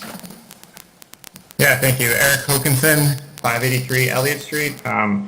Appreciate the opportunity to speak again tonight. Just extend my thanks to the board, staff, select board as well, and all my fellow residents that are here and have been invested in this process. I am in support of the zoning bylaws and the warrant articles associated with them, and in compliance with the law. The other night during a warrant committee meeting, one of the members described compliance with the law as a bet, that the courts would either uphold the law, which includes the guidelines, or throw them out. And I think that's an apt description of how some view the process. But I don't want to make that bet, because I think harmoniously increasing the housing stock and the variety of it in Milton won't destroy our community, but enrich it. I really want to make sure that my fellow residents understand the law, because it is complex and confusing. The legislature, governor, attorney general, and town council have all been clear that the statute and the guidelines are the law. The state's also been clear that Milton is a rapid transit community as much as we complain about the T. There will not be 2,461 new housing units, and there's no specific development being proposed. There will still be public processes for the majority of the proposed redevelopments. And finally, the increased housing is projected to have a net positive fiscal impact for the town. I don't believe the bylaws are perfect. I've made suggestions to the boards and town staff, but I think it's really hard to come up with something perfect when you are trying to apply uniform standards to non-uniform areas. However, I do think the zoning will not only provide more diverse housing options and just more housing itself, but it'll also promote a sufficient density to support our local businesses and other amenities in a pedestrian and transit-oriented environment. In short, it will enable us to create a more walkable, livable, and sustainable future for our community, which I know are some of the reasons why people have chosen to live here in Milton. I really encourage, as I do in every comment I send to the planning board, to continue developing the design guidelines and development standards for the sub-district so that we have a consistent built environment and a character of the community that we all love. I hope that my fellow residents will not bet the future of our town on the certainty of lawsuits from the Commonwealth and the uncertain consequences of which may include significant financial or legal repercussions. I hope we would instead ensure that Milton continues to be a beautiful, welcoming, and vibrant community. Thank you so much. Thank you, Eric. Thank you very much. Karen Friedman Hanna is the next on the list, and then it's Ellen and Eileen Sharkey. Good evening. Karen Friedman Hanna, 3 Norway Road, town meeting member for Precinct 2. So I too am in one of the districts, the Elliott Corridor, that is expected to be one of the high density areas of this, and I am in favor of it. I have reached out to my neighbors. We have a wonderful neighborhood where we have a list of everybody's email addresses, and we know each other, and we all talk with each other. And I reached out to my entire neighborhood, and I got 11 responses so far. 8 of those were strongly in favor of this. 3 people did have questions. They didn't express not being in favor of it. They just had some questions about it. And I've told them that I'll be happy to host a meeting to talk more about all of this and to provide them with additional information. But the predominance of what I'm hearing from the neighborhood that is going to be extremely affected by this has all been positive so far. I moved to Milton many years ago, but we moved specifically to that area for T access. We thought it would be a great spot to be able to live and be able to drive, to not have to drive the car everywhere, to take it into town, to have our kids be able to utilize it in different ways, and it has worked beautifully for us. We have a beautiful neighborhood. There are some 2-family homes already. Most of them are single-family homes.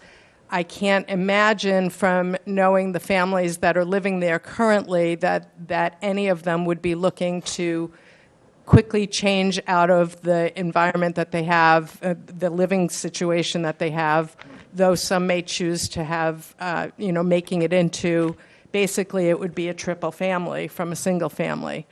One of the questions that did get raised was, in light of the town voting down the accessory dwelling units, one of the questions that was raised was, would that then be revisited if we go forward with this? Is that something that could be considered?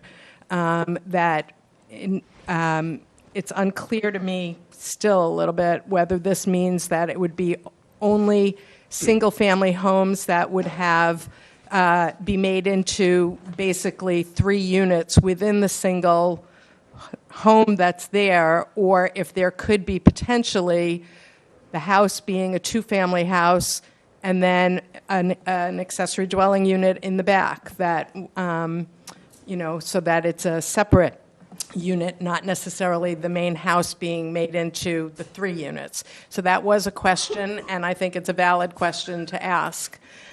So in summary, my neighborhood, for the most part, so far, has been very much in favor of this. It is an area that will be directly affected by this, but we feel that the positives certainly outweigh the negatives, and I will be voting yes, and I urge my other fellow town meeting members to do the same. Thank you. Thank you very much. We currently have no hands up on the Zoom, so Ellen Stoddard. Ellen Stoddard's up next, and then the next few names: Eileen Sharkey, Marcia Grills, Robert Rozovsky, Lindsay Sands, Jennifer Hunt. Hi, everyone. Ellen Stoddard. I live at 251 Canton Ave. Thank you again for all of the work that's been put into this very comprehensive presentation and set of issues, and I thank you for the opportunity to join in on the debate. I'm speaking on behalf of the members of Sustainable Milton tonight to express our support for the Select Board's town meeting articles that would achieve compliance with the rezoning requirements of the MBTA Communities Act. We asked the Planning Board to withdraw proposed articles that will not achieve compliance and instead focus on shaping compliant zoning rules to ensure the special character of Milton is maintained for current and future residents. Sustainable Milton's mission is to help our community and its leaders reduce waste and create a healthy, vibrant future for all. As part of this mission, we're contributing to the development of Milton's Climate Action Plan. As of 2022, 98% of Milton's greenhouse gas emissions come from buildings and transportation, and the zoning changes in this law would help reduce the carbon footprint of both. While the MBTA law is designed to address the Massachusetts housing supply crisis,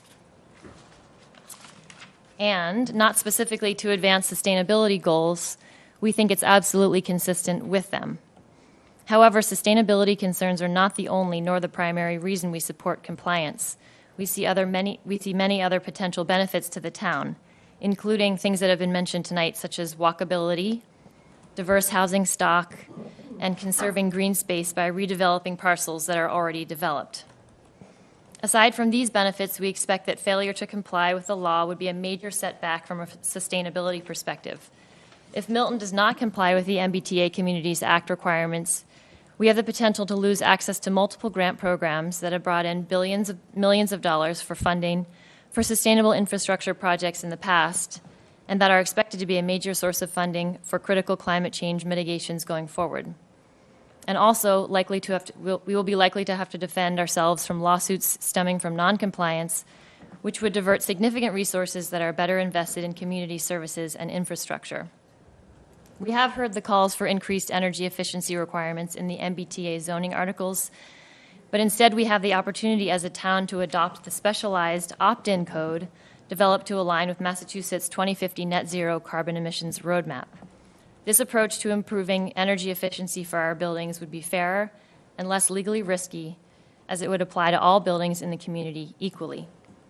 We believe that we have a shared responsibility to care for our environment and for each other, and when our neighbors thrive, we all thrive. So please don't catastrophize the law or engage in all or nothing thinking about where this will lead. We have room and we have resources to welcome more neighbors while maintaining and enhancing the qualities that we love about Milton. Now is the time to take advantage of the opportunity to shape the future of our unique town and make it more attractive for businesses and more affordable for a wider range of residents. Thank you. Thank you. Perfect timing. That's good.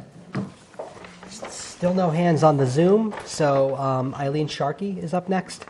And just as a reminder to anyone that is in one of the overflow rooms, if you want to speak and haven't had a chance to sign in, there is a sign-in sheet down here outside the Blute, or you can just wait until the very end, and maybe we'll just take people as they go. But thank you, Eileen.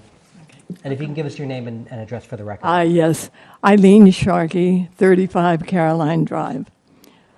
As everyone here knows, Milton is now in the spotlight. But instead of being known as the town that closed its gates to the middle class, we could become known as the town that leads the way in opening the gates a little bit.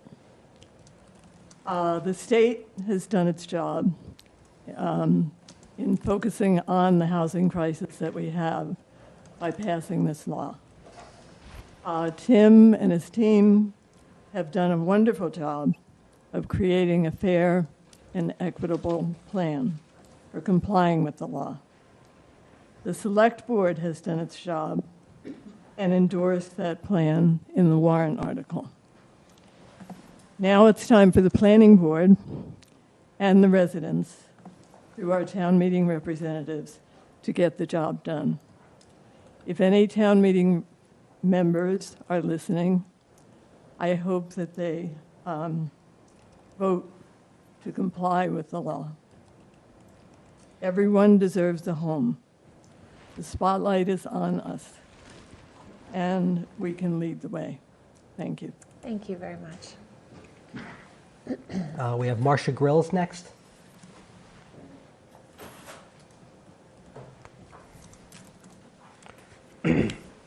Marcia, if you give your name and address for the record. Okay, thank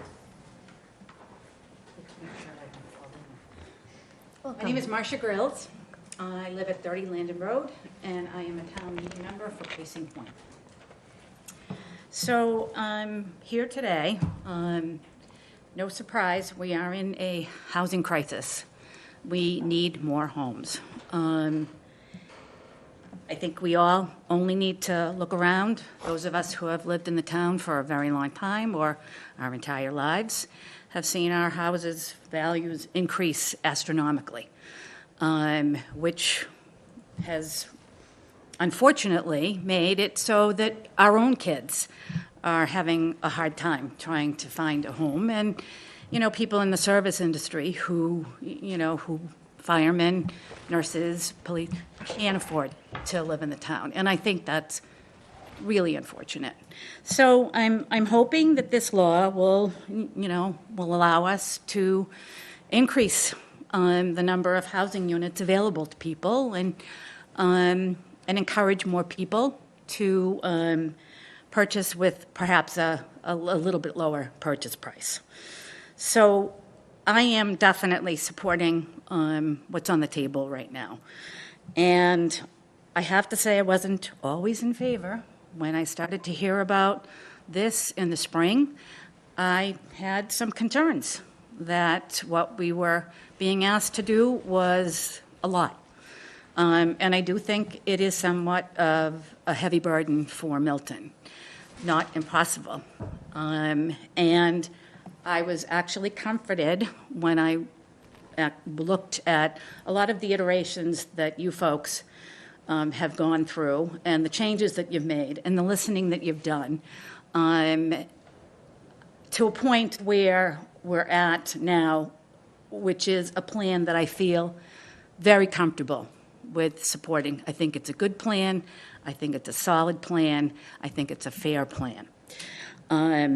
And something that's important to me, and I think important to probably everybody in this room, is to have a plan that allows us to preserve the character and the characteristics that we all value in this town. And I think this plan does that. The setbacks, all of the things involved with planning and design traditionally are being honored. And all of the proposals here are within the current characteristics of each neighborhood that's been affected. So I guess I think that you guys have done an incredible job trying to take a lot of the feedback that you've gotten to come up with what is on the table today. I do support it. And I think that another thing that I want to address is the fact that we're still talking about zoning. We're not talking about this law has nothing to do with creating a single structure. And as a longtime resident of Milton, we don't work very fast. In fact, permitting is pretty much at a glacial pace in this town. We're at 3 minutes, so just, I know. Okay, sorry. Thank you. So anyway, I don't think it's going to happen that fast. I think people could lay that to rest and not be so concerned about that. And I know that the Granite Ave people are concerned. We've heard that tonight. But I also think, too, because of all the restrictions that they bring up, the wetlands, the traffic and all that, that's all going to be taken into consideration when someone decides, if someone decides, some developer says, I want to build something here. All of that will be under scrutiny and review, and I think, won't be the disaster that some people think that it might be. So that's all I have to say. Thank you very much for letting me Thank you time. so much. Okay. So we do have some hands on the Zoom now. Elaine Benson, if you can give us your name and address. Hi there, Elaine Benson, 67 Granite Place, and Town Meeting Member Precinct 7. First, I wanted to take a moment to convey my appreciation for the dedication and the extraordinary efforts that have been put forth by Tim, Josh, and the members of the Planning and Select Boards in their pursuit of compliance with the MBTA Communities Law. As a resident of East Milton for the past 6 years, my family and I have grown to deeply adore the warm and inviting community that we are lucky to call home. It's been a privilege to have my children attend Milton's highly esteemed schools and for me to actively engage as a town meeting member and as a contributor to the Master Plan Implementation Committee. These experiences have provided me firsthand insight into the sheer dedication and the hard work that's been required to shape the future of our community. In spite of our unwavering dedication and love for this community, the dream of homeownership here has remained frustratingly elusive, and that's primarily due to the challenges associated with affordability. I think our struggle is one that's shared by many families and families that are all grappling with the difficulty of securing suitable housing or downsizing as they age. The MBTA Communities Law presents a potential step forward towards a brighter future for families like mine who yearn to establish deep roots in this beloved community. While I acknowledge that this law is far from perfect, and I can certainly empathize with my neighbors who've expressed concerns about traffic in East Milton, it's something I contend with daily on my commute to Cambridge for work. I wholeheartedly endorse our community's compliance with the law and the potential positive change that it can usher in. I think that this law is designed to enhance the availability of affordable housing within our community and the communities that are served by the MBTA. It encourages transit-oriented development. It fosters walkable communities replete with access to amenities and public spaces. It promotes sustainability through the increased use of public transportation with the potential to stimulate economic growth in these areas. It also seeks to make housing accessible to individuals across various income levels, thereby forging a more inclusive and interconnected region characterized by accessibility and economic vitality. So once again, I extend my gratitude to all of those who are dedicated to serving our community and who have wholeheartedly embraced the principles of this law. Your commitment to compliance while preserving the distinct, or trying to preserve the distinct character of our community is truly commendable. I will be supporting compliance with this law at town meeting in December, and I just want to thank you for your time, and to all of my neighbors who have taken time out of their busy lives to come out and to speak tonight. Thank you. Thank you. Next on the in-person list, we have Robert Rozovsky. And then just as a reminder, the next couple names on the list, Lindsay Sands, Jennifer Hunt, Kathleen O'Donnell. Welcome. Good evening. Thank you. Robert Rozovsky, 29 Waldo Road, just off of Elliott Street.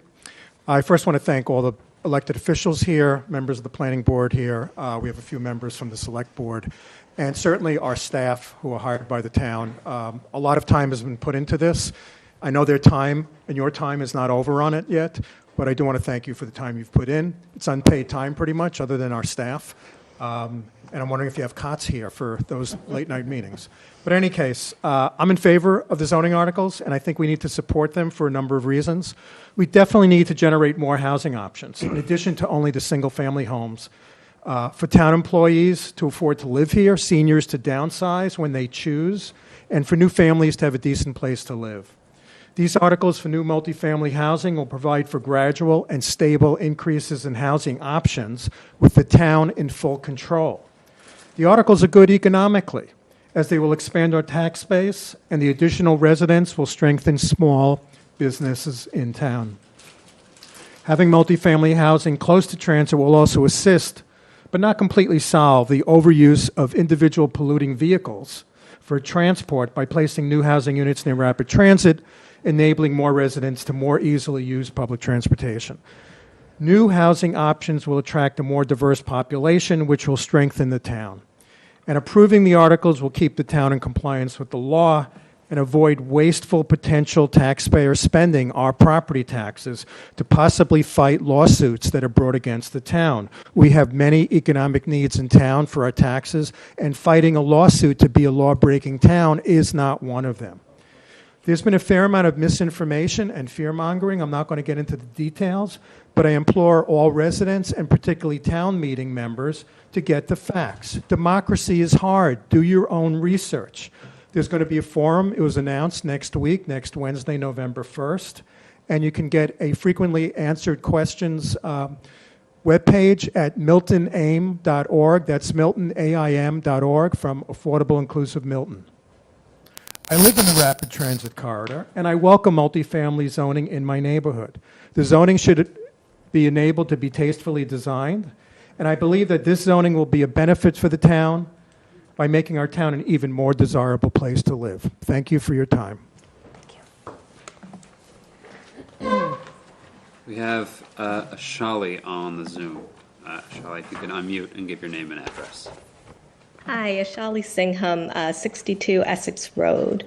I just wanted to echo the many comments of people who have thanked the staff and the town officials for all of the time on this plan. I really do hope that this goes through and that the Milton is one of the towns that is seen as like complying and is helping to move this forward. I think multifamily housing and rapid transit are just so clearly the answers to so many of the problems that we have in the region and overall. And I know a lot of thought has gone into these proposals and a lot of consideration. And so I hope that it goes through on time. And I want to just thank everyone for all of the work on this. Thank you, Ashali. Lindsay? And then we still have, we'll be going back and forth on the Zoom, but Jennifer Hunt, Kathleen O'Donnell, Mike Zulis, Katie Conlon will be up next on the in-person list. Hi, excuse me. Lindsay Sands, 6 Waldo Road. I did not write anything out like many of you. I'm extremely busy. I can't imagine how you find time to do all this. I just had a couple things I wanted to highlight. I have circulated a letter to our elected officials, so I'm not going to repeat a lot of the things that were set forth in that letter. Some of my concerns have been discussed. I wouldn't say they're necessarily relieved, though. So a couple things I wanted to mention. I don't believe this is going to happen overnight. I do believe it's going to happen. Healy has a lot of productive incentives she's put on the table.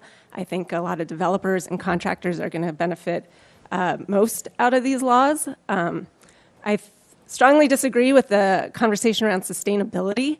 Again, I ride the trolley. I see no one else from Milton on that trolley except for one person who also speaks a lot about riding that trolley. I don't need to mention his name. This will add cars to our town. This is not a walking town. There is nowhere to go, really, honestly, except for Steel and Rye.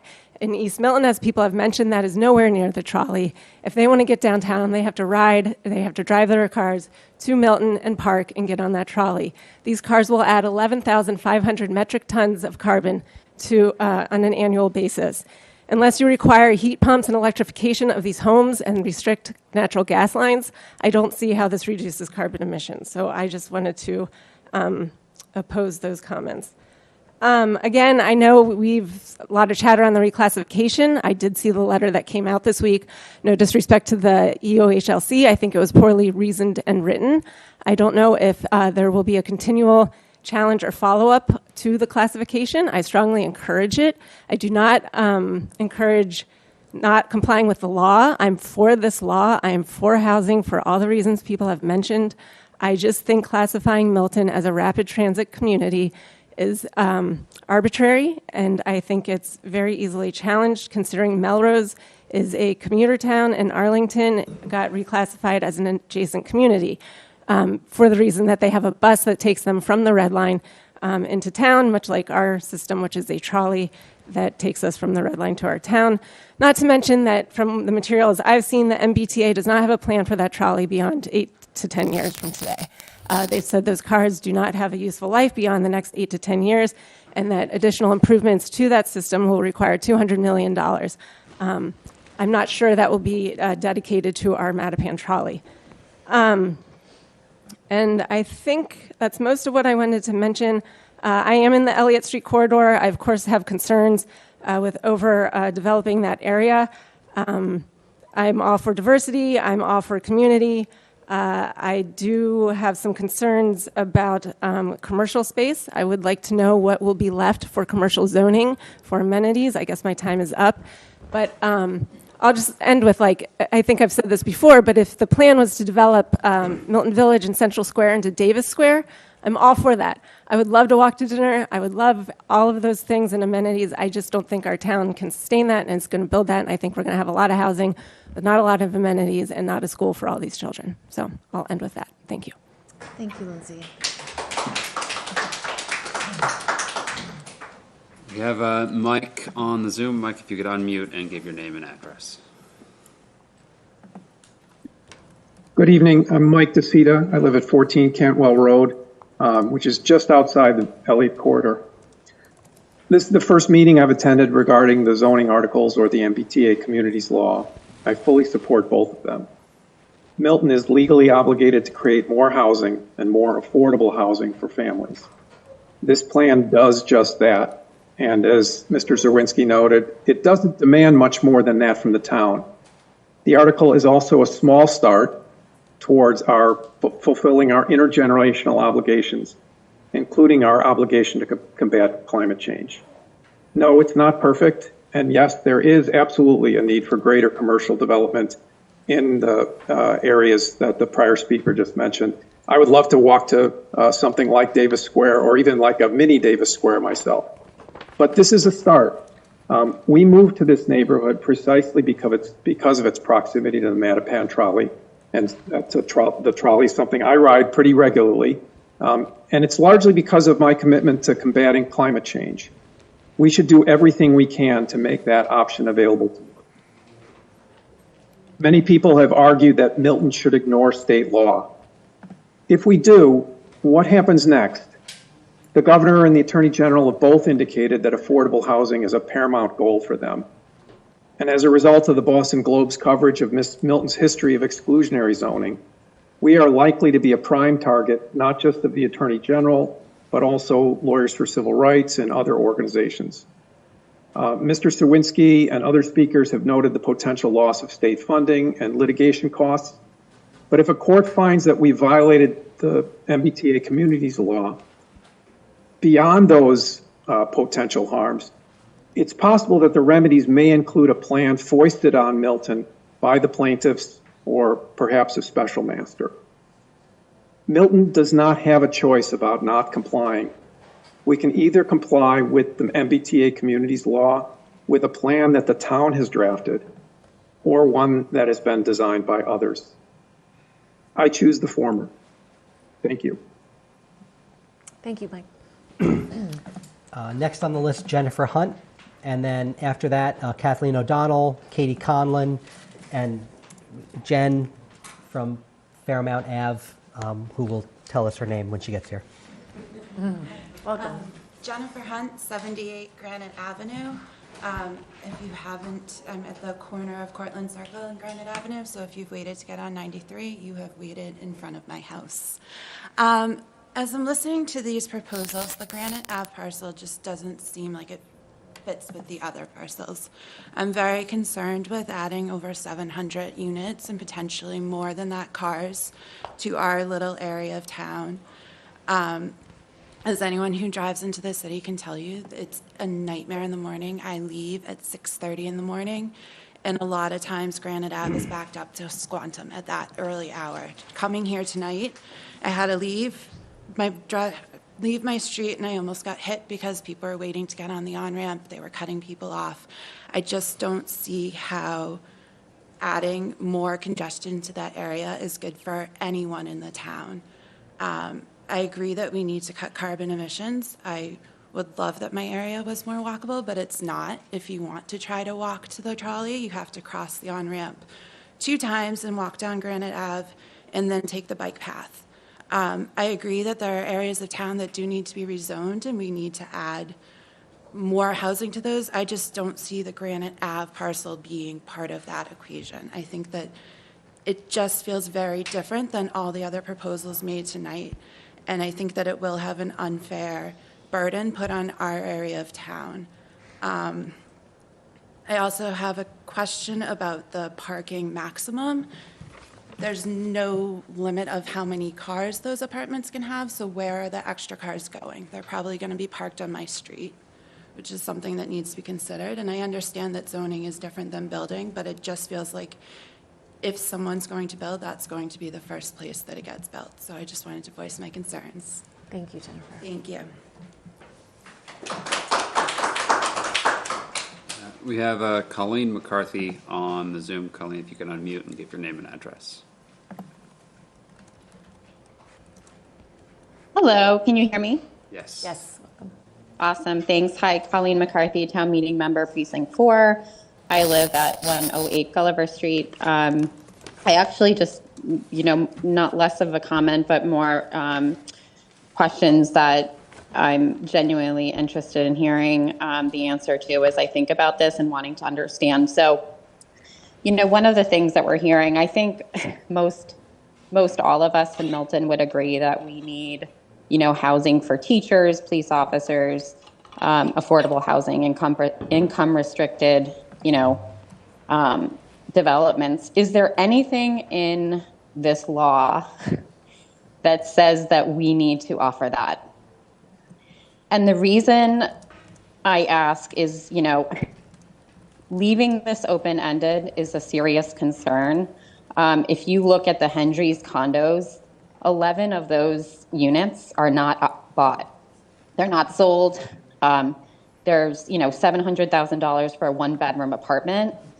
And I'm just wondering if the law, has that, anything built in the law that would allow those people, to purchase homes that need it. That's it. Thank you. Thank you, Colleen.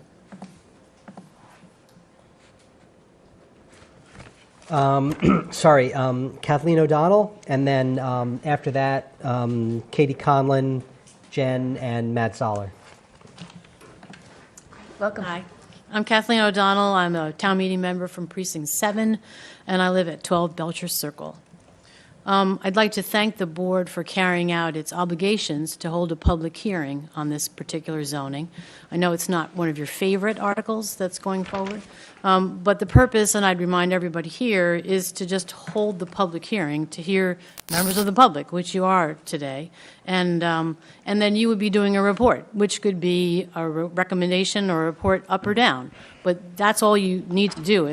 You're not voting at this point to say, oh, yes, I want this zoning or not. And so I just would remind it's just a report and a recommendation. And that you, as town meeting members, if you are, would be able to town meeting vote individually like everybody else in favor or not of this proposed zoning. I would encourage people to think about this zoning as providing opportunities. It's not a requirement. Like a 40B, where somebody comes in and says, I want waivers of everything you've got in town to build my particular project. That's not the way this works. It's zoning. The design standards that Cheryl Tagayas has put into the Select Board's draft have been very helpful. As a matter of fact, they've included provisions that we should have had all along, like floor area ratios and open space requirements and all that sort of thing. So it's zoning that's providing us an opportunity. And I know that people are thinking, oh my God, Granite Ave is going to have 5, buildings that are going to be 17,000 feet tall. But actually, that was just a proposed drawing. It wasn't the actual project. There's a difference between actually applying for something and providing the opportunity. And as I said, this is just providing the opportunity. And lastly, I would just sort of like to say that when I moved to this town ages ago. It was a first-time home buyer, and I bought a two-family because it was affordable. Milton was affordable. It provided an opportunity in that particular real estate crisis, which was, a century ago. It was a big rush, and I got thrown out of my house I was renting because the landlord sold. And I was running around trying to find someplace to build, someplace to buy, and Milton was affordable. And that's no longer the case. It's not affordable for young families. It's not affordable for people in my age group. There's nothing for me to downsize to. And so I think it's wonderful when we were talking about the accessory dwelling units. We heard a lot of times about the fact that, it was ruining the town. We were providing some kind of multifamily housing that everybody moved away from. The social mobility that this town provided for my generation and generations before us is no longer available. You can't buy a house here as a young family and have the wealth creation that the rest of us have had the advantages of. And I think it's important to provide that opportunity through this zoning, and I ask for people's support. Thank you. Katie, is it We have a Kat on the Zoom. Kat, if you could unmute and give your name and address. Hi. Give me 1 second here. All right. Hi, my name is Kat Gonzo, and I live at 136 Elliott. And I've been following this debate closely, and I'm here to say that I'm supportive of the zoning law. Many people throughout these debates have stated that they want to maintain the neighborhood's character. And yes, I agree that green spaces, lovely buildings, nice homes, and aesthetics are important, but I also deeply care about the people of this community and our neighbors. Passing this law will not only make Milton more diverse, equitable, and inclusive, but it will foster community and belonging. I model these values in my everyday actions for my 6-year-old daughter who attends the Glover. And I hope that the leaders of this community can set an example of a human-first philosophy for the children and young adults of Milton by doing what's right and passing the zoning law. Thank you so much for your time. Thank you, Kat. Katie Conlon. And then after Katie, Jen from Fairmount Ave, Matt Zoller, Kristen Joyce, Janet Ferrone. Great, Good evening, members of the Planning Board and the Select Board who are here. And I want to thank, first of all, Katie Conlon, 42 Reedsdale Road, and a town meeting member from Precinct 3. I want to thank the planning staff for that wonderful presentation this evening. I've watched all of the Select Board and Planning Board meetings on this topic, and every time I see the Planning Board's presentations at the monthly forums, it just gets more and more informative and better, and I think there was a lot more detail that, especially the issue that was presented tonight about the net number of units in the various districts. I think that should give a lot of residents who are concerned legitimately about the number of 2461 as the total zoned number. I think that should give a little more comfort to some of our residents. There's a lot of people in the overflow room who are waiting to speak, and I'm just going to shorten my remarks and just offer a couple of comments, and I have 2 questions I want to ask the Planning Board. I thank the boards for writing to the state agencies about our classification. I think that was the right thing to do. And we've gotten an answer back that the state disagrees with Milton's position as to our classification. I'm also mindful of the fact that Town Council has advised that courts give substantial deference to rulemaking by administrative agencies. I believe that's the correct advice from Town Council. And I heard them advise at one of your meetings in September that Milton should do our best to comply with state law, including the HLC guidelines, by December 31st.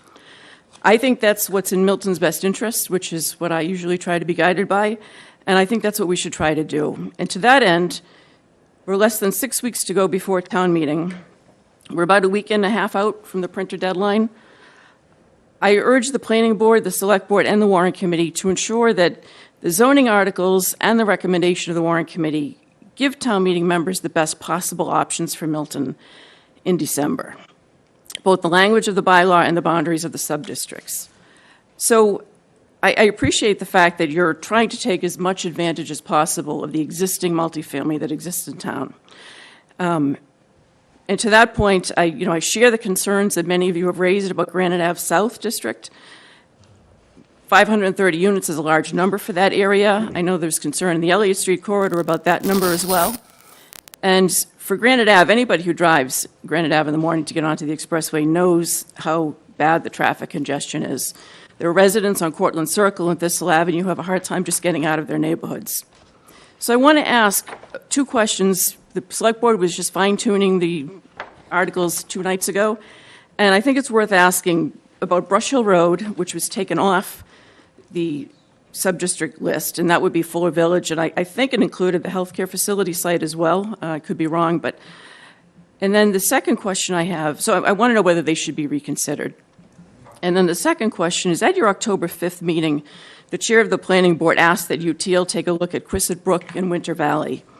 And my question is, have they been considered as sub-districts? As you know, the town farm with 3.5 buildable acres is adjacent to Quistit Brook.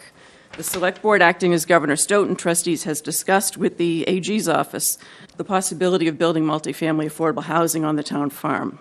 So my question is, does it make sense to consider a sub-district at that location with Quistit Brook? And that's a question that you may want to consider as the warrant goes to print. I raise it now because, as we all know, once the warrant is in print, that defines the scope that town meeting can consider. And if there's a reason to include them, I suggest that you try to get them into the warrant so that town meeting has the most options possible. And if they're not included in the warrant, then in all likelihood, town meeting won't be able to consider them in December because of the scope of the article. So if it's too late for UTL to consider them at this stage, then assuming zoning is passed in December, I think it's something that the planning board should take up at a later date. But I hope you'll consider those questions and possibly help disperse some of the impact on some of these districts even more broadly than you already have. So thank you very much. Excellent, Katie. Thank you.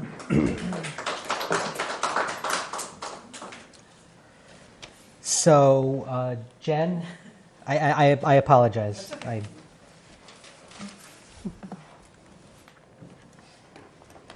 Hello, I'm Jen Irby-Leggett, 312 Fairmount Ave. Yes, it's a little hard to pronounce.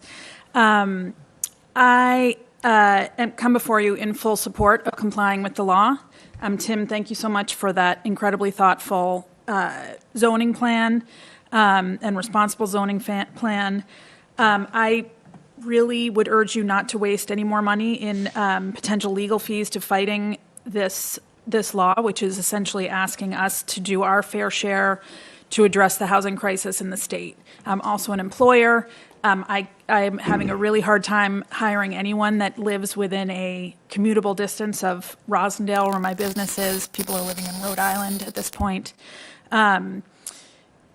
The Globe article was incredibly embarrassing, brought up our NIMBY behavior of saying we don't want to comply with this, brought up what I still consider to be an incredibly painful part of our history when we took the town, the poor farm, and built luxury homes on it. This is not a responsible way to create development and create more housing in Milton. And again, I just don't think that it's us doing our fair share. So I really urge you to comply with this law, and thanks for all your time. Great, thank you. A few more, and then maybe we can open it up to questions. Tim, what do we have? Matt Zoller is next on the list. And then we've got Kristen Joyce, Janet Ferrone, Mark Christo, Nora Harrington, Ron Cicchini, and Carolyn Cahill. That's 6 or 7 more on the list. All right. Good evening, everybody. How you doing? Tim, good to see you.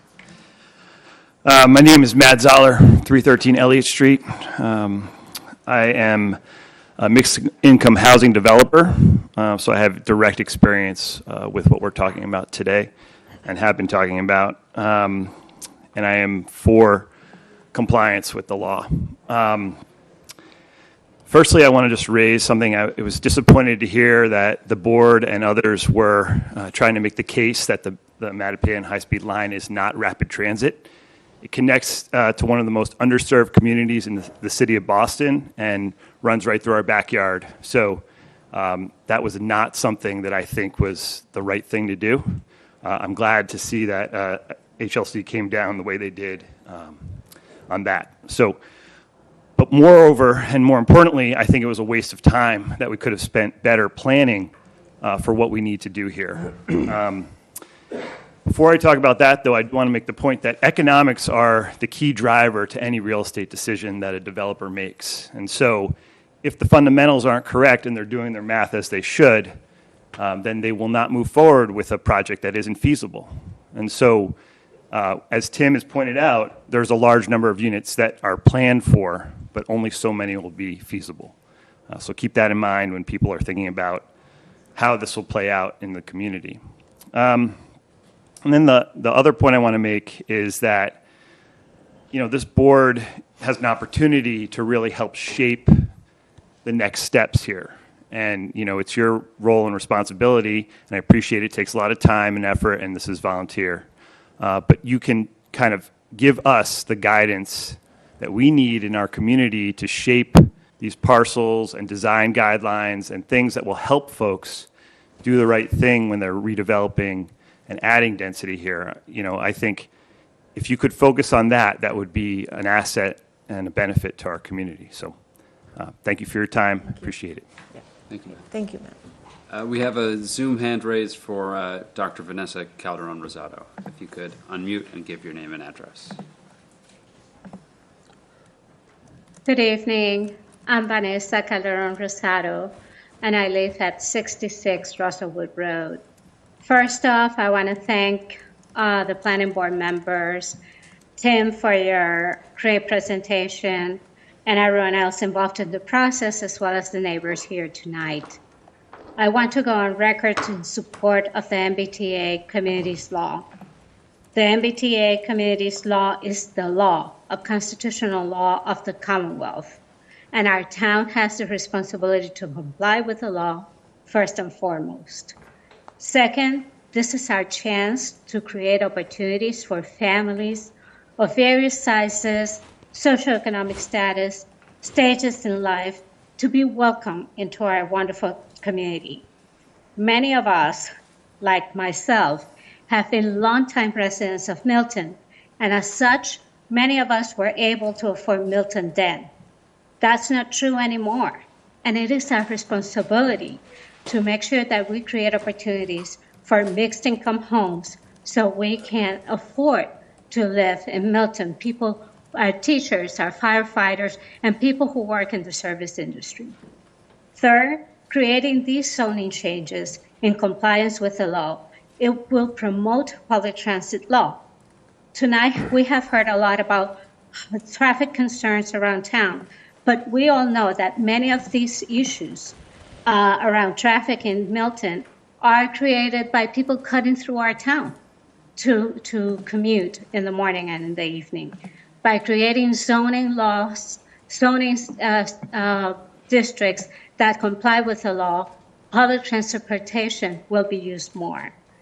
Lastly, as a housing developer in Boston, I think this is a great opportunity for people like me to work with neighbors, with districts, with communities within Milton to create housing that promotes and continues to enhance the character of our town while creating opportunities to welcome more people in our town. Thank you. Thank you. We have Kristen Joyce.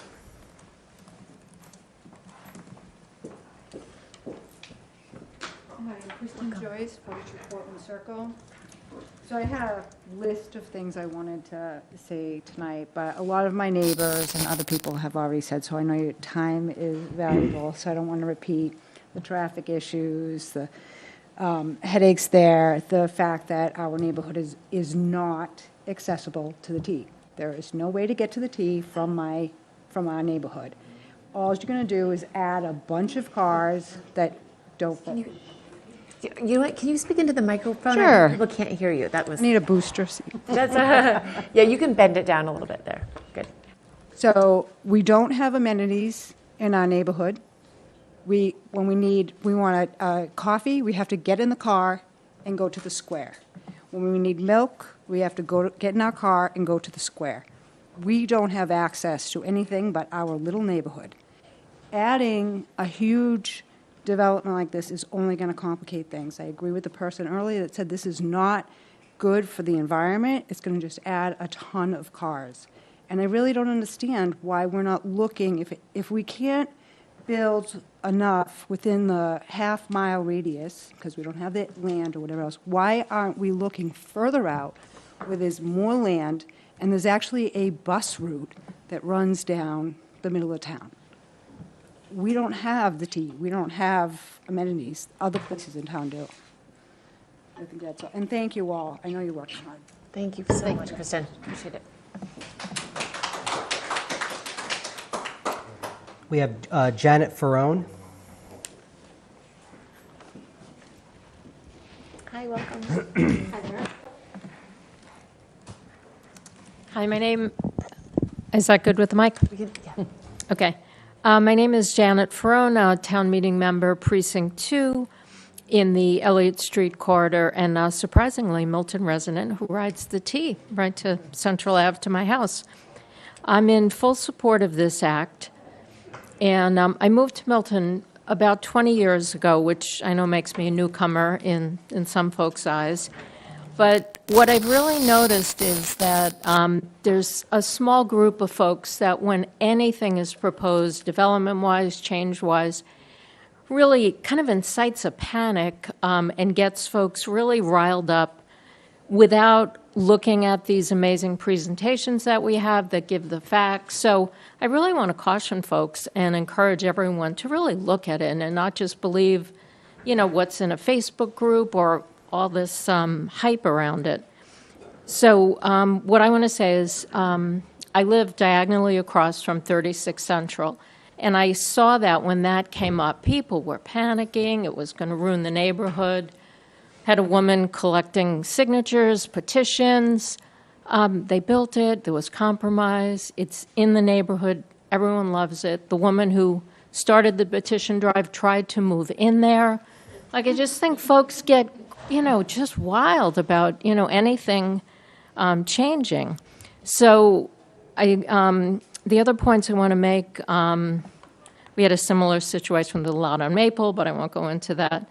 I'm a senior. I'm looking to downsize at some point. The idea of having this variability in housing, there's such a need. We see, and again, if you're in the Facebook groups, people desperate to have a small apartment. Their daughter wants to live here, their mother-in-law, whoever. And I'm really looking forward to having that option and affordable options for seniors or folks coming up. The other thing is that people are stressing it's a zoning act. It's not, we're going to build this act. And I want to stress that it's the total units. Again, if you followed the presentation, we're not adding all this. I mean, in my area, there's 480 zoned, and that means 70 new units. So I really hope people keep that in mind and not the huge numbers. Also, I'm really surprised at suggestions that we skirt the law illegally. I'm an elected official, goes against my oath and my morals, and it puts Milton really at risk of losing millions in grant funding, as well as incurring tremendous legal fees. So for those and other reasons, this is why I fully support this act. Great, thank you, Janet. Mark Christo.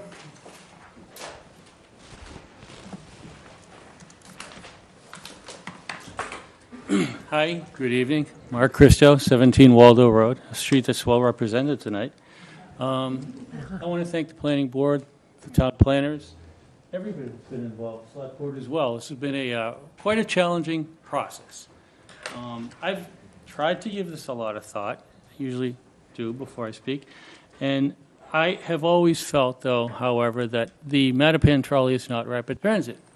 And I've always pointed to both the past, the current usage, and the future projections. And when I think of that, I know, having grown up in this town, that there was an attempt back in the late 60s to convert it to rapid transit that didn't go forward.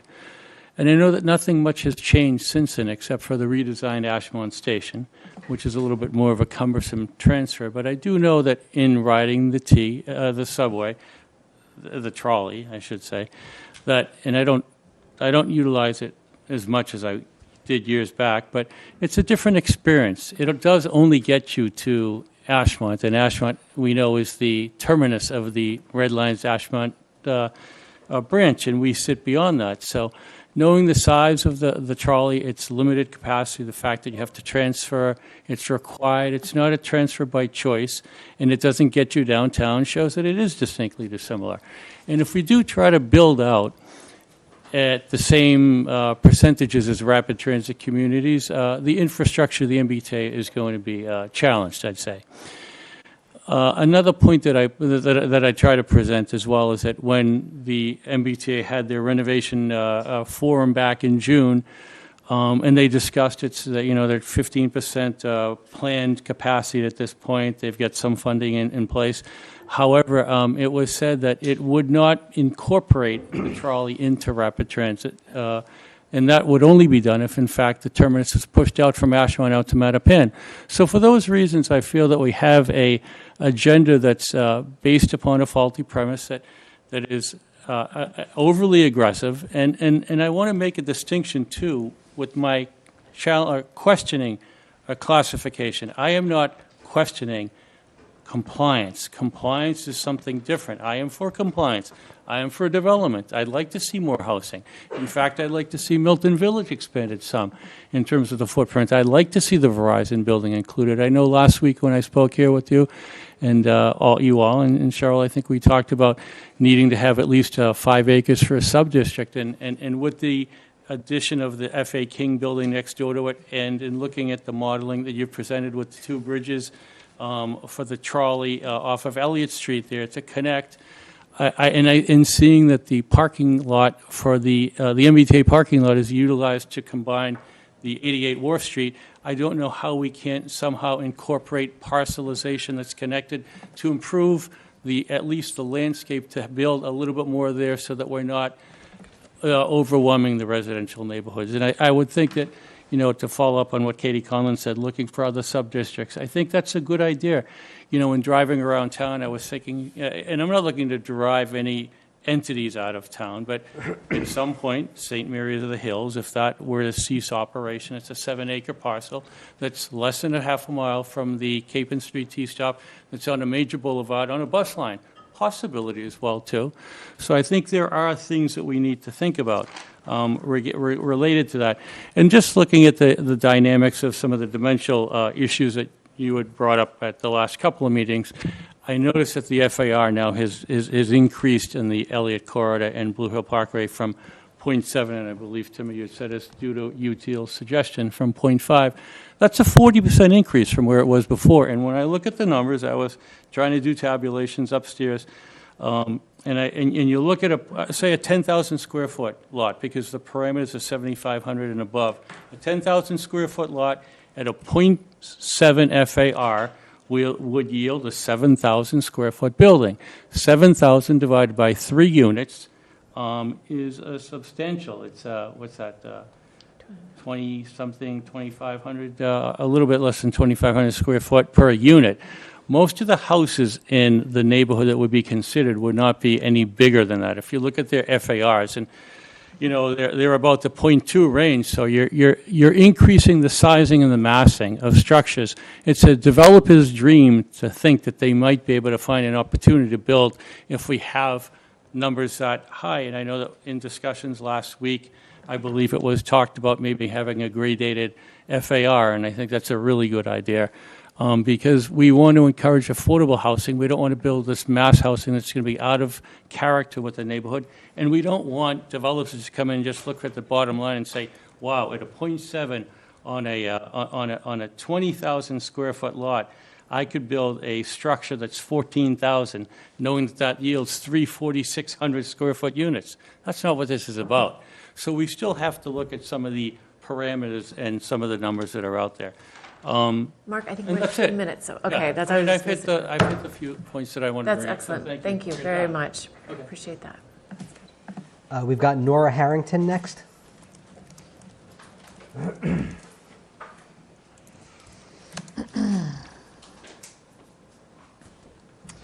Welcome. Hi, everyone. Nora Harrington. I live on 5 Columbine Road, and I'm a town meeting member in Precinct 2.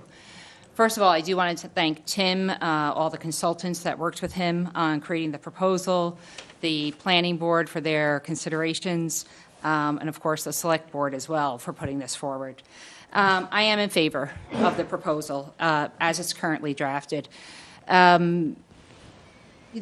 As we've all seen, there are a number of factors and parameters that went into trying to craft this proposal. You know, you have to get to a goal number while also dealing with all of the constrictions that the law requires, as far as lot size, the sub-district size, et cetera.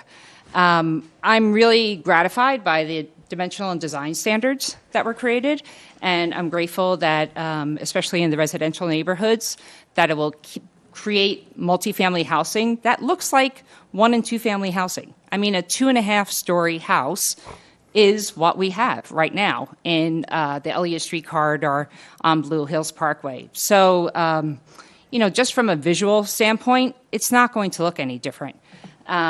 And I'm also really glad that FAR is even added in to this proposal. I lived in Dorchester for many years. I was on the board of the Lower Mills Civic Association, where we reviewed development proposals all the time, and FAR was an issue. And I was shocked when I moved to Milton that it's not in our zoning. So we're getting these massive houses, McMansions, on small lots, and it looks crazy. So this zoning actually protects us. This is better in many ways than our current zoning. And for those, you know, I know folks who live in East Milton and in the Granite Ave area are concerned. But from my perspective, a developer could go in now and acquire one of those properties if it were possible. And without any zoning, they could do a 40B, which has no rules around it, right? So it could have a much higher FAR. They could build, they don't have to leave much green space. They could have way more paved area. So if that can already happen now, that is the risk that the folks in East Milton and Granite Ave are subject to now. This actually provides better restrictions as far as, you know, the size of a building, the density, the open space, et cetera. So why wouldn't we go with the common sense of, you know, adopting something that is actually going to protect us? And I think that's the switch that I made in my mind, and I ask people to consider. Does this zoning actually protect us more than what we currently have? You know, and again, it's just zoning. Who knows what's going to happen next? You know, the town may find a way to build its own housing in one of these parcels and meet some of our affordable housing goals. But I see this act, you know, we need more housing in the Boston area. It's clear from an economic standpoint, from a human standpoint. And I see this act as really protecting us more than harming us. So I want to thank you for all your time and certainly for your consideration. Thank you. We have Ron Cicchini next.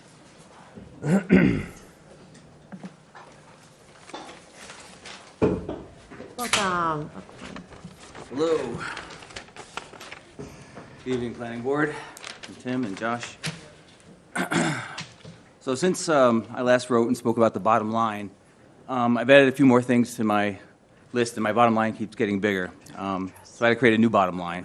Could you just state your address for the Sorry, record? Ron Cheney, 26 Cushing Road. Sorry about that. Thanks. And really, the bottom line tonight is about this deadline that we're under and what our options are. Some things have already been, mentioned tonight, but I thought I would just recap it.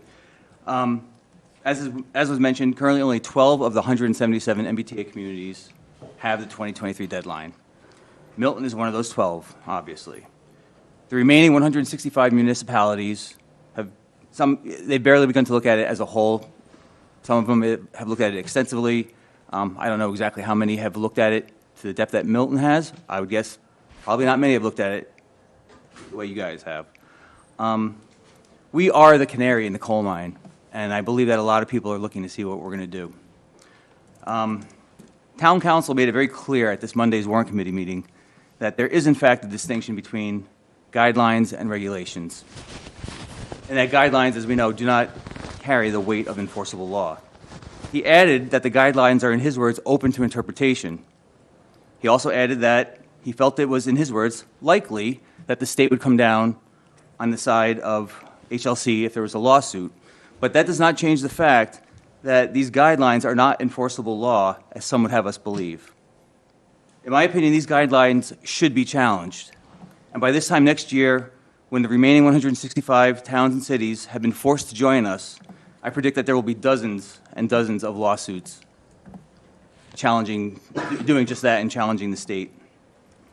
Advocates of full compliance refer to the financial burden of lawsuits, as if the incalculable financial burden of full compliance doesn't matter.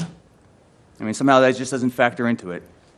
Advocates of full compliance also urge unquestioning full compliance to the guidelines simply because someone called it the law. Well, Massachusetts General Law, Chapter 481, Section 81B, very clearly and indisputably grants authority only to you, the planning board, to create zoning bylaws. So if people want to follow the law, indeed, let's follow the law. Town planner, Mr. Zawinski, recently confirmed that the cost of noncompliance is $35,000 a year. Mr. Zawinski was also quoted in the March 2nd, 2023 Milton Times saying, and I couldn't agree more, "I think it's more important that we get it right than get it done by the deadline."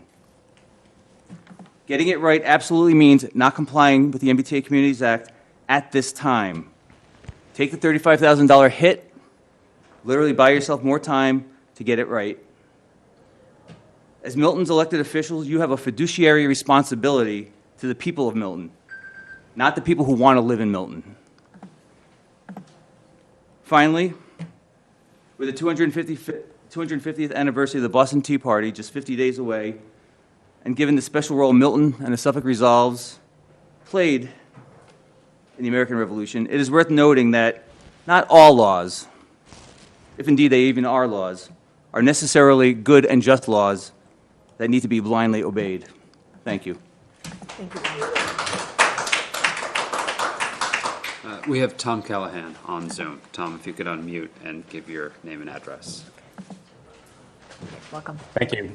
My name is Tom Callahan, Precinct 4, town meeting member. Not going to add much to the proponents. I am in favor of a yes vote on Articles 1 and 2. And I want to add my thanks to Tim and Josh for their extraordinary work to get us to this point where we are a few weeks away from potentially adopting the MBTA Communities Act for the town of Milton.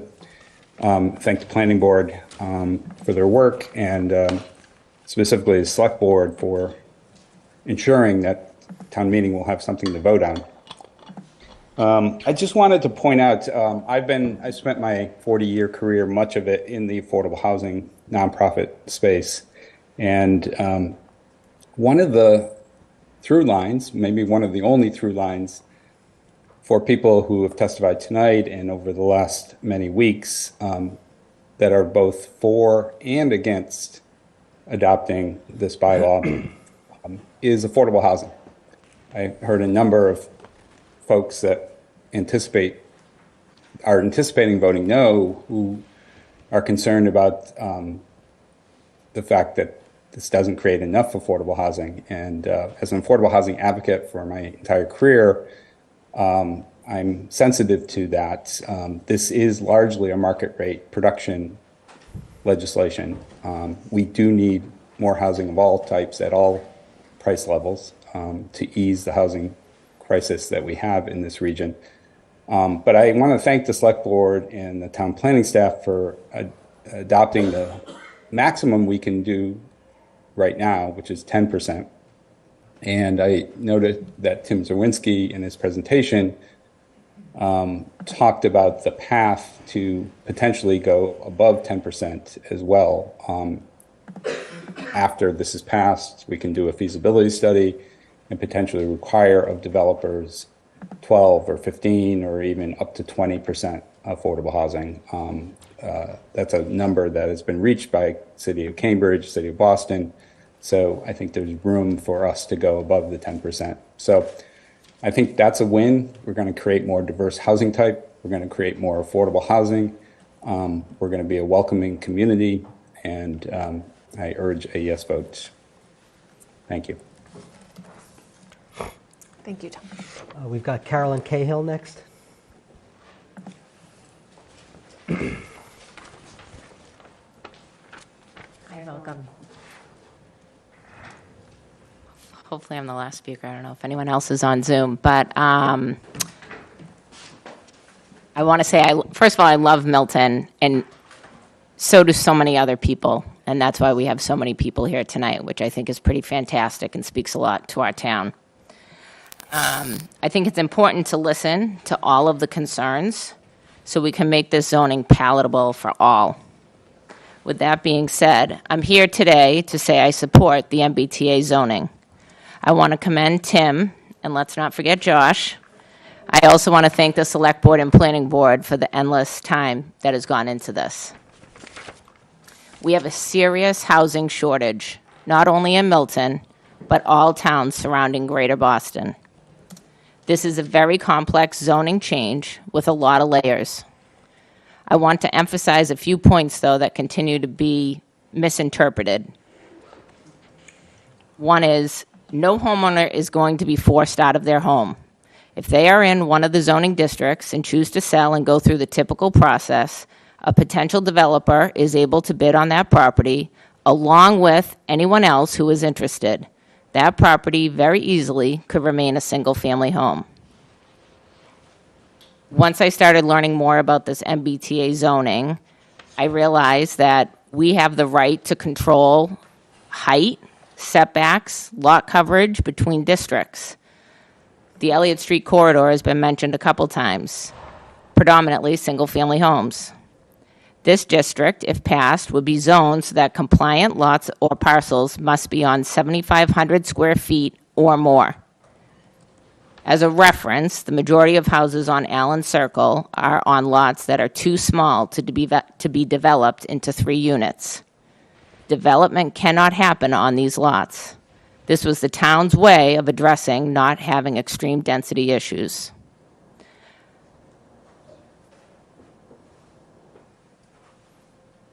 I also think it's important to know that if a developer were to purchase one of these homes, there's a height restriction.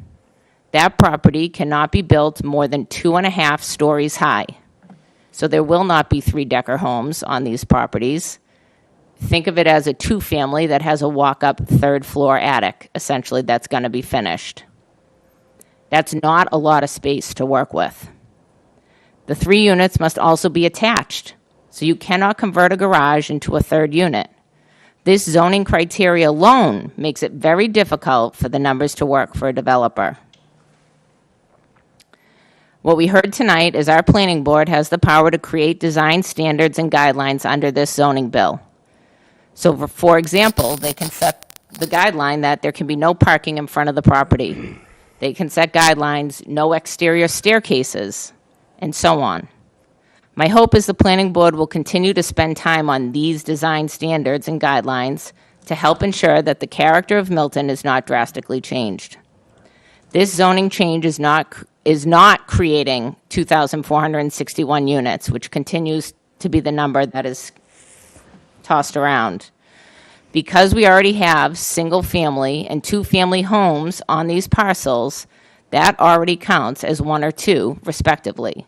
So to meet the 3-unit requirement, you would then be adding 1 if it's a 2-family or 2 units if it's a single-family to each parcel, which brings us to 3. So currently we have 700 units in place, meaning if every single parcel was developed, we would be adding 1,761 units. This article is creating housing at different price points. What it is doing is giving more housing options than just single-family homes. Typically, a 2-bed, 1-bath condo in Milton sells around $550,000 to $700,000, versus your average sales price of a single-family home, which is currently selling for $1.1 million.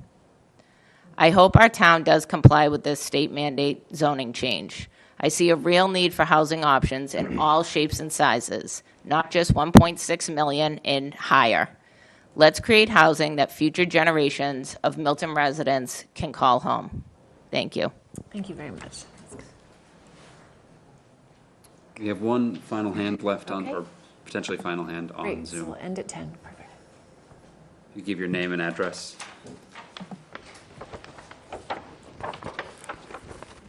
And be sure to unmute yourself.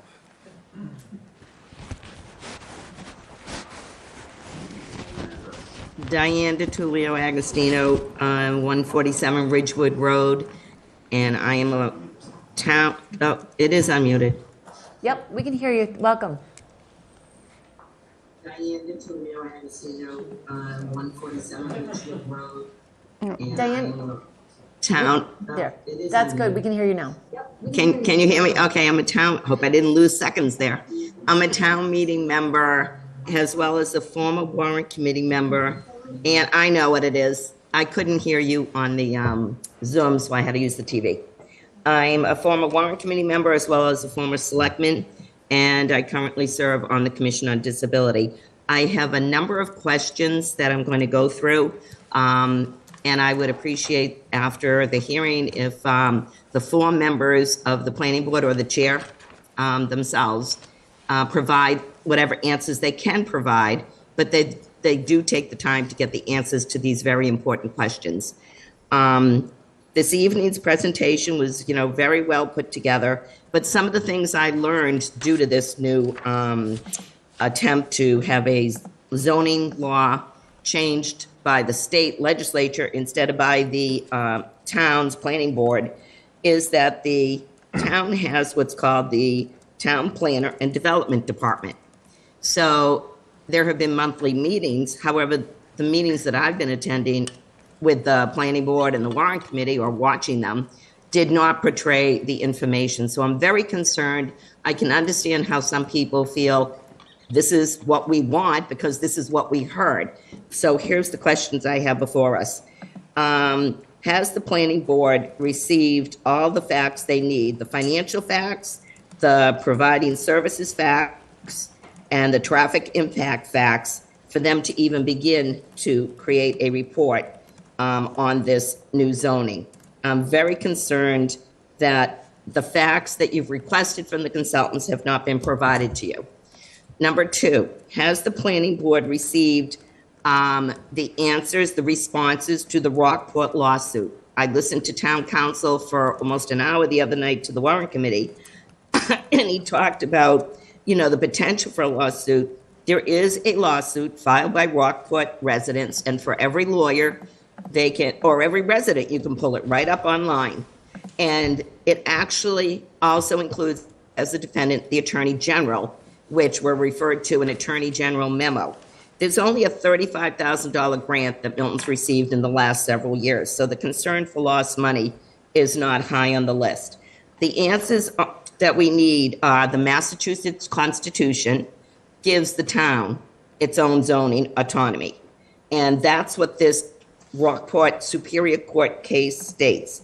It also shows that the home rule petition of the fact that we have a 2/3 vote generally for zoning, but that this legislation wants to reduce it to just a simple majority is very questionable. And thirdly, that the new law changes the voting threshold, which is what I just mentioned to you. It was the home rule petition that was the strongest form of home rule, that it is up to each individual town. And all of the complaint items need to be answered. I know you can't give me those answers tonight, but we need the answers. It's only 12 little towns that have a December 31st deadline. The August notes of the guidelines only came out in August, and yet we're being forced to rush this through. When the planning board, I have all the respect in the world for the pressure you are under. I've certainly been there when the Quarry Hills deal was pushed through the town of Milton. So I understand the pressure, and I really respect the fact that you've stood up to that pressure. What will the penalty, this is the next question, is what will the penalty be for Milton to violate the American with Disabilities Act? This law is to create housing within half a mile of 4 MBTA trolley stations that are not handicap accessible. Not one of them is safely handicap accessible. We also always hear about green space. Green space is not just green to look at it. It's what purifies our air. We live under the airport and all those planes coming through. Where is the concern that we very well manage what green space we have? Diane, and then the most important question of all, what will the repercussions be if town meeting passes the select board? I should have said this in the beginning. This isn't the planning board's article that's been presented, although I think the word "our plan" was used. What would the repercussions be if town meeting passes the select board article on December 4th and the Superior Court confirms the Rockport lawsuit that Mass General Law 40A, Section 3A oversteps its authority and is illegal? It is not a tried and true law. The American with Disabilities Act is a tried and true law. Diane, sorry, we're at the 3-minute mark. I'm sorry. We're at the 5-minute mark. Can we need to conclude. Can you hear me? I muted her. Okay. So she may be still talking. So Diane, I'm sorry. Our time is up.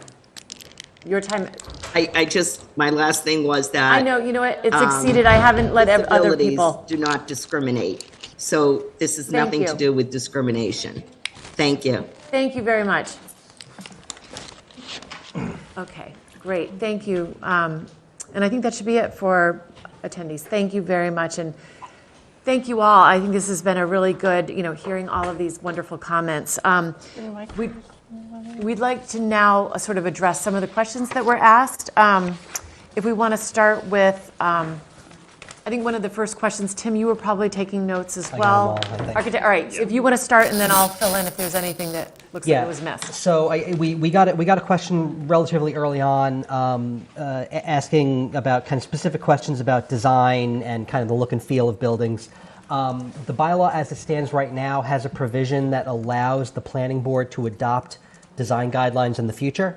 One of the tricky things about by right zoning is that the guidelines and the standards that you produce need to be objective, for lack of a better term. So it's got to be something that you look at and you see there's no judgment involved in saying, like, I meet this criteria or I don't. So they're a little bit trickier than guidelines that you can produce for a special permit zoning. But we have reserved the right to produce design guidelines, and there are a number of development standards in the zoning that give the planning board a little bit of kind of space to work with in terms of the look and feel of buildings. Cheryl, I don't know if you wanted to chime in on that. I know you put a little work into those. I think that's good. Well done, Tim. Thank you.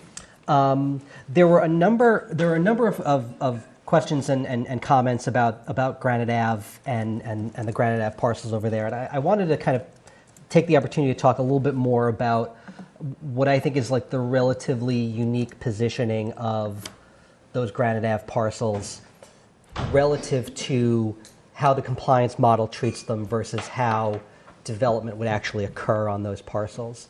I think, there's significant density that's being proposed on Granite Ave.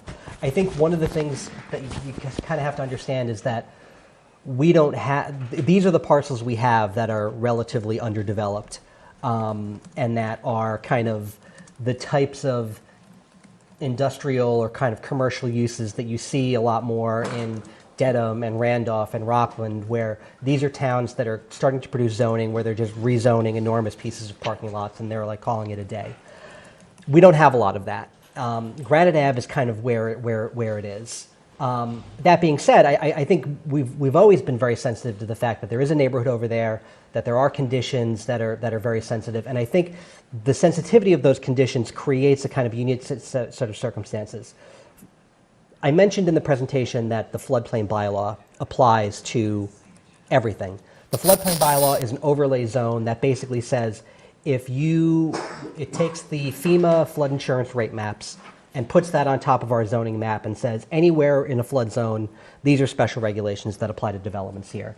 And a lot of it is just, sort of identifying, where the floodplain is. But there are additional requirements that all projects in a floodplain need to follow.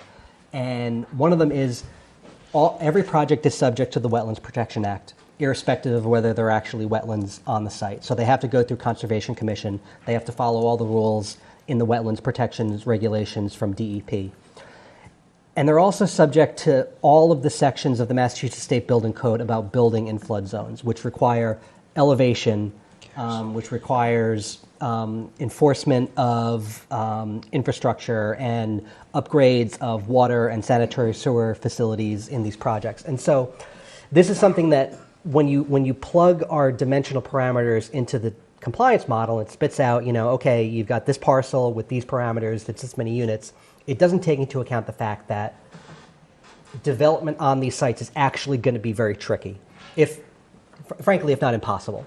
People build in the flood zone all the time, but it's a much trickier proposition. And, we have created a zoning box that, okay, you can't go more than 6 stories at 2 Granite Ave. You can't go more than 4.5 stories at in the southern portion. And you also need to elevate your project. And you also need to make sure that all of your infrastructure is secure and all of these other flood regulations, to say nothing of the Wetlands Protection Act and those regulations. The other thing about the Granite Ave parcels, and I'm speaking about the state TPW yard in the first place, is, and one of the commenters mentioned this, but it kind of even goes beyond just, you can do a 40B anywhere in town. Local zoning doesn't apply to state property. You might remember that after the last time the Granite Ave parcel was kind of floated for disposition, the state kind of pulled it back, and there was a proposal for a sort of a MassDOT regional headquarters. We don't have zoning for MassDOT regional headquarters. That was just going to be a project they were going to build. So if the state is serious about building housing on state land, it doesn't matter what we zone. They can do what they want to do. The thing about a state project is, we probably have more leverage in a state-sponsored project than we do in any other project being built under the zoning, because we have elected representation in the State House. We have, a state government that, in the past has been interested in running community process and in building projects that, obviously work for the state's priorities because it's the state's land, but are not going to cause the types of disruptions that, just a 500-unit project on Granite Ave would cause. And I think the other relatively unique thing here is that you've got state land on a state road. So, again, irrespective of whoever owns that land, they need a MassDOT access permit to put their traffic onto the state road on Granite Ave. So what you've got is, the state needs to give itself the permit. And you may think like, okay, yeah, they'll do it.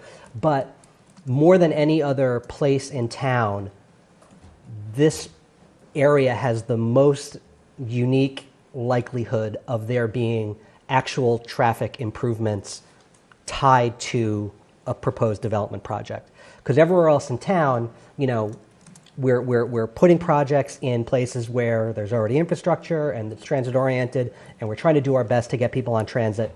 But, the town is on the hook for the impacts.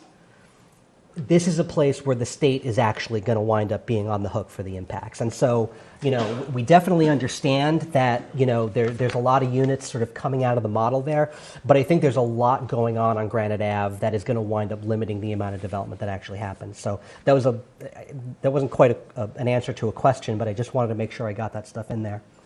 There was a question about the effect on our subsidized housing inventory. So one of the reasons why we put the 10% affordability requirement is 10% keeps your head above water on 40B. We've got to get to 10%. If you get to 10% and every project you build has 10% affordability, you're above water. We're underwater right now. Every unit helps. That's why we want to pursue a higher ratio, so that rather than just sort of keeping our head above water, we're actually getting ahead on 40B. The other thing that I mentioned, though, is that, currently, unless it's a 40B project, we have not been building affordable housing. And there is no affordable housing in a subdivision. There is no affordable housing in a lot split where you do an A&R and build a new house. So one of the things that multifamily housing by right does is it opens up development opportunities, not just for private developers, but for affordable developers, mission-based developers who may not have the capacity, the time, the money to go through a bruising kind of rezoning process or a 40B, but if you have by right zoning, all of a sudden they're more competitive in terms of building projects with private developers. So, more units means more year-round units. That's absolutely true. But we will be producing affordable units at a pace that we haven't yet. But the only way to get out from under 40B is to build affordable units. And so, we're going to have to continue to kind of tackle that problem. The inclusionary component in the zoning is not going to be a solution to 40B. It's going to help. It's going to prevent us from falling deeper in the hole, but it's going to take concerted effort to get out from under 40B. There was a question about ADUs, and I don't know exactly the conversation about, revisiting ADUs, but one thing I will say is that under this zoning, we talked about there's different types of ADUs. There's an attached ADU, which is inside your house. There's a detached, it's in a carriage house or a garage. You wouldn't be able to, you can't do a detached unit under this zoning. A multifamily building in a sort of single family context, it's got to be 3 units in one building. One thing that, we talked about all of the kind of barriers that you go through to go from 1 unit to 3 units in terms of construction style and fire code and everything. Some of the folks that we've talked to on our consultant teams and some of the other folks in the development community that we've talked to have kind of speculated that, getting to 3 units on one of these house lots is kind of tough, but getting to 2 units is a lot easier. So what you may wind up seeing is not a lot of 3-family construction, but a lot of people just using the zoning to add that second unit. So it's, it's not an ADU, but it's kind of has an effect of an ADU. There was a question about parking maximums and where will extra cars go. Parking is obviously, a very sensitive issue, but I think there are land use controls around parking, and then there are other policy controls around parking that we just need to take seriously. The parking maximum kind of prevents overparking. And one of the things that we see is, there's conversations a lot about, well, no one rides the T on Capon Street or Valley Road or whatever. All of those houses have on-site parking. All of those houses are populated by people that are driving cars. When you start to build new housing that has limited amounts of parking, those developments select for people. You're not going to bring 5 cars into a situation where you've only got 1 parking space and there's no overnight parking. So this is something that the town is going to have to kind of address is, okay, we've set the land use control where we're, on a project basis, we're not bringing the ability to park a lot of cars on site.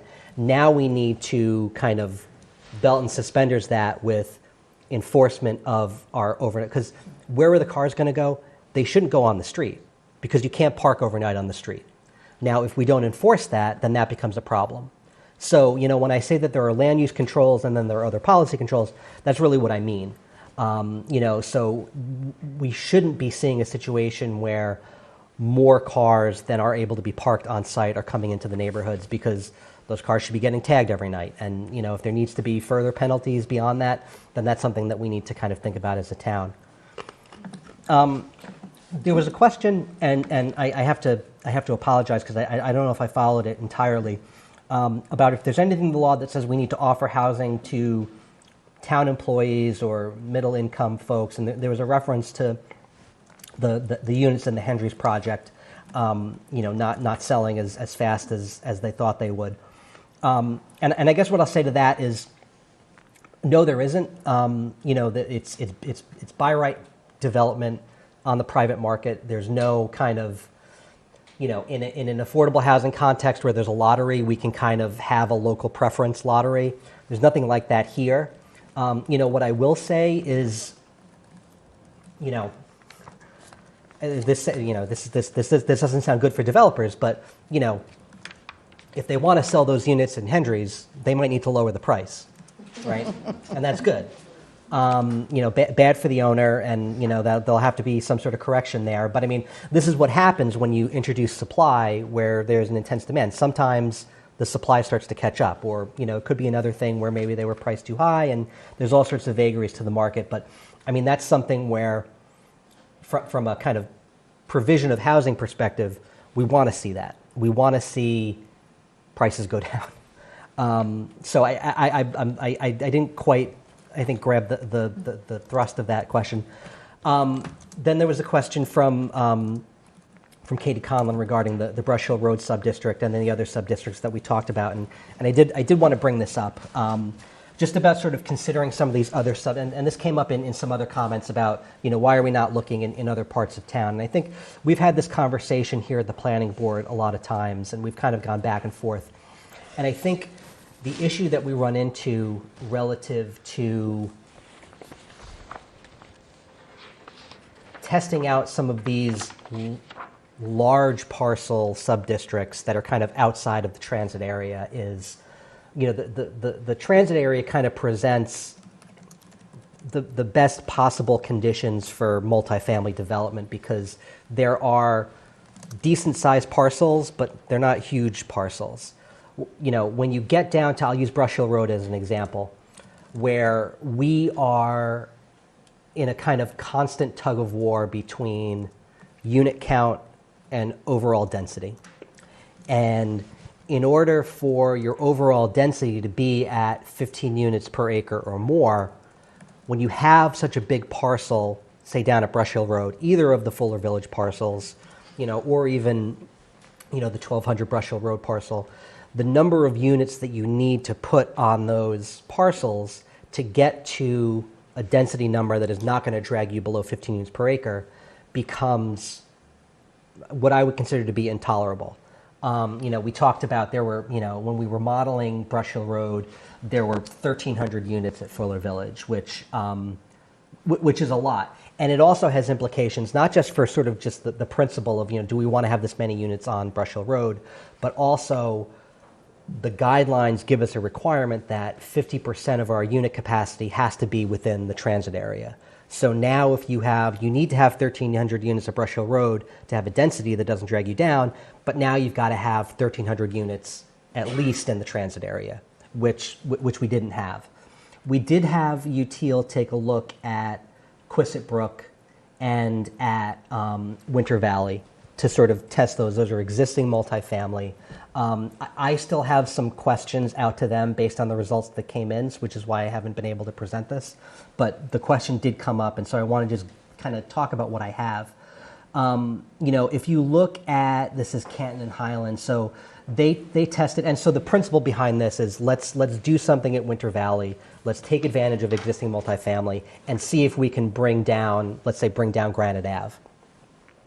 So, the numbers that they put in, kind of get us to a point where we're over the overall density. So we're at 16.7 overall density with all of our sub-districts. So this doesn't take any sub-districts out. It just keeps all the sub-districts the same. If you were to zone for 654 units at Winter Valley, that would get us to a 16.7 overall density, so we've got room to work with there, and it would get us 3,200 units of overall unit capacity. So again, room to work with there. So you do that, and you haven't touched Granite Ave. So you could bring Granite Ave down, but again, you've got 650 units at Winter Valley, which is 4-5 times more than the 40B that is going up next door. So that's a huge number of units on that site. Plus, because it's not in the transit area and because you have so many units, now you've upset the balance of the percentage of units we have in the transit area. So if you wanted to do that, you would need to crank up the units in the transit area or crank down the units at Canton Ave and Highland at Winter Valley, which again starts to get you again below that, because we haven't even touched Granite Ave yet, which is the whole point of everything. So this is another situation where that's a big site, and in order to get to a density that works with your overall numbers, you're putting a huge number of units on. And it's a similar situation at Quissit Brook, except more. So if you were to put 800 units at Quissit Brook, again, 16.7 overall density, so there's room to work with. But you have now, again, upset the balance of the percentage of units in the transit area. So there's something to work with here, but it also now just starts to now put a burden on another part of town that may be even less suited to deal with it than the problem that we're trying to solve. So again, it's that push and pull between unit count, overall density, and then the percentage that's within or without the transit area that is really this sort of balancing test that, like, you know, these subdistricts are really, really, really tight. And, you know, the way to solve for it is to, you know, kind of recreate what we're doing in the transit area, but at a much wider scale and probably at a higher density. Because when you start to get into these big, big parcels, you're putting huge numbers of units that are kind of upsetting the balance of all of the other thresholds. So, you know, that's kind of why we landed where we landed on these subdistricts. You know, not because we're trying to sort of unfairly burden one neighborhood over another, but there is an element of that, you know, because, you know, again, you're starting to put hundreds of units where there's no transit accessibility, no amenities, no hope for transit accessibility, no hope for amenities, you know, and so it's just been a tough balancing test. There was a statement about, we had talked at the last planning board meeting about a potential tiered FAR system, you know, in the Elliott Street and Blue Hills Parkway corridor. You know, we wanted to put the FAR constraint in because it's just a further, you know, tool that we can use to kind of shape the shape of these projects. But the fact of the matter is, you know, especially in the Elliott Street corridor where you do have, on a 7,500 foot lot, it's fine. But you start to get into these larger lots, 10,000, 12,000, 15,000 square foot, you know, it's not as much of a constraint as we want it to be. So we did ask UTIL to test a sort of a tiered system where you would have a 0.7 FAR on a 7,500 foot lot, a 0.52 FAR on a 10,000 square foot lot, and then a point, was it 3.5? 3.5 on a 15,000 square foot lot. What that would do is kind of say, this is the size of building that you can build in the Elliott Street corridor, irrespective of lot size, so that you're not having these sort of huge, monstrous sort of castles. So they were able to test that. The way that the compliance model works, they had to kind of create a bunch of extra sheets, but they were able to do it. I mean, the good news is that that system works. We can get compliance with that system. So that's something where we'll need to kind of figure out, you know, what the mechanism is for. So that language was not in the language that the select board approved on Tuesday. We'll need to kind of get that language in there. But that's something that we will be able to do to address that concern. So that, I mean, I know Ms. Agostino had a bunch of questions at the end. I don't know if those were questions that I'm in a position to answer, but Meredith, I don't know if you had anything else that you caught. No, I think that was, I think other than Diane's, and we can get to hers, we are just to highlight two of her questions, we can say we are still waiting for our fiscal analysis from RKG. We are expecting to get that next week. Tim, is that correct? Because when we talk about, you know, Eric is going to, he said, he's out of state this week. He said he's going to pick the project back up next week. He said it shouldn't take him very long, whether that means end of week or the following. So it would be nice to get that to the warrant committee so they can actually understand what are the cost benefit, you know, a cost benefit analysis I think is really important for us to have for town meeting and for the warrant committee. We're also waiting on a build out analysis. So it actually can be a visual for residents.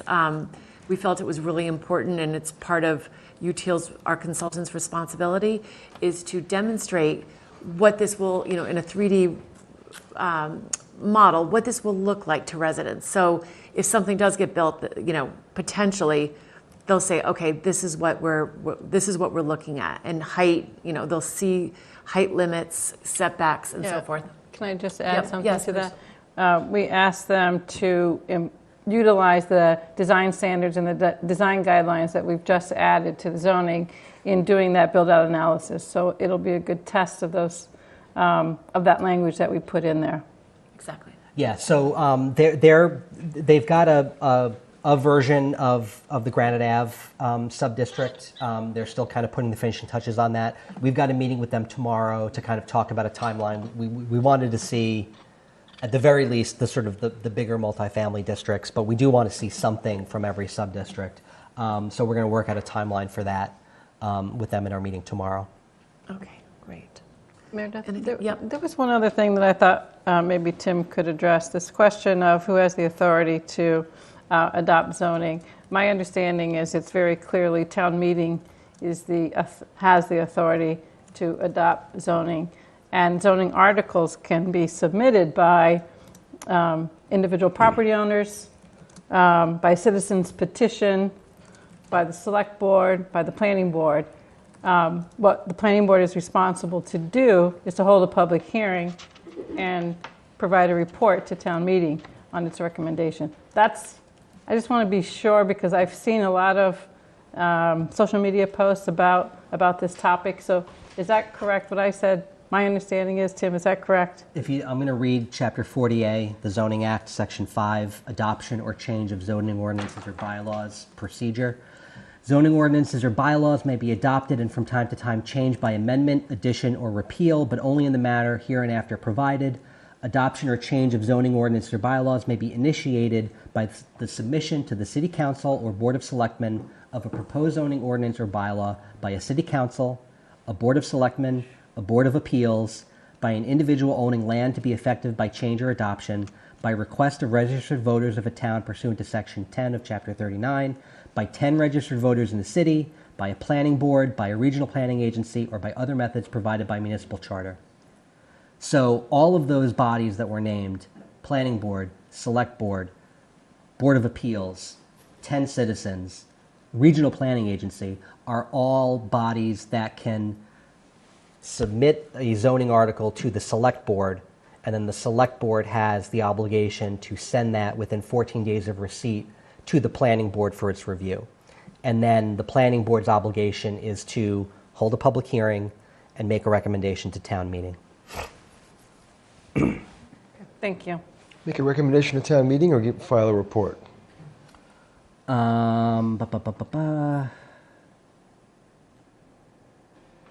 Give me a second.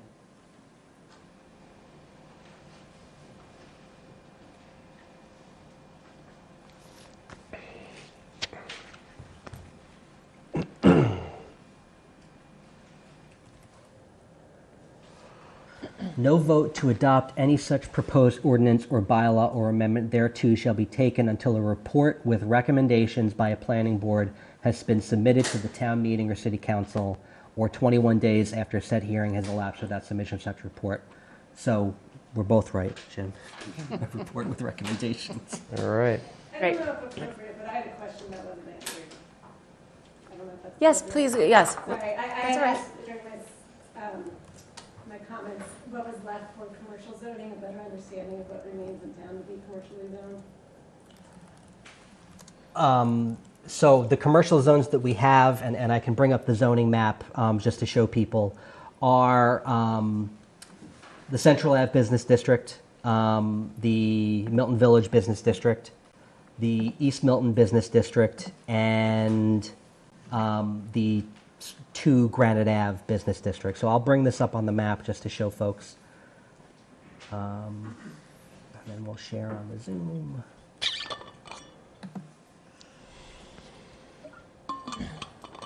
So this red one up here is the Granite Ave Business District.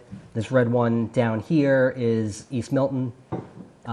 This one here is Milton Village and Central Ave. And that's all she wrote for commercial districts in town. That's the only commercially zoned land that we have. Now, there are obviously pre-existing non-conforming commercial businesses all over, but those are the only places that are zoned for commercial. 2 more questions, if they're brief, if we can make sure we're answering. Follow-up questions on Granite. Needs to come to the speaker. Can you come up to the microphone and just state your name, please? Thank you.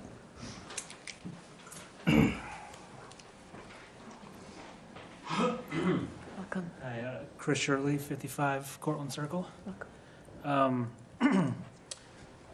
Granted, do we have a realistic number of units based on flood zone, Rivers Act, et cetera? I'm sorry if I missed that. I mean, no, we don't. But Any models or anything? no. And then you had mentioned that the post office was removed because it's a public land. What about on Granite, that's state-owned property? So the guidelines say that you can't get credit for unit capacity on publicly owned land unless there's a recent history of potential disposition, or if the property is named as a strategic housing site in a approved housing production plan.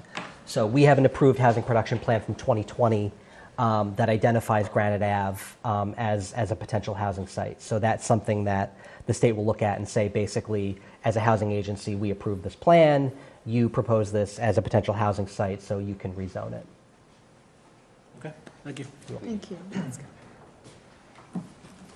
Yes, Mark. Mark Christo, again, 17 Waldo Road. If I could just go back to the FAR question, Tim. Why would UTL have recommended increasing the 0.5 FAR that was in the Blue Hill Parkway Elliott corridor districts by 40% to 0.7?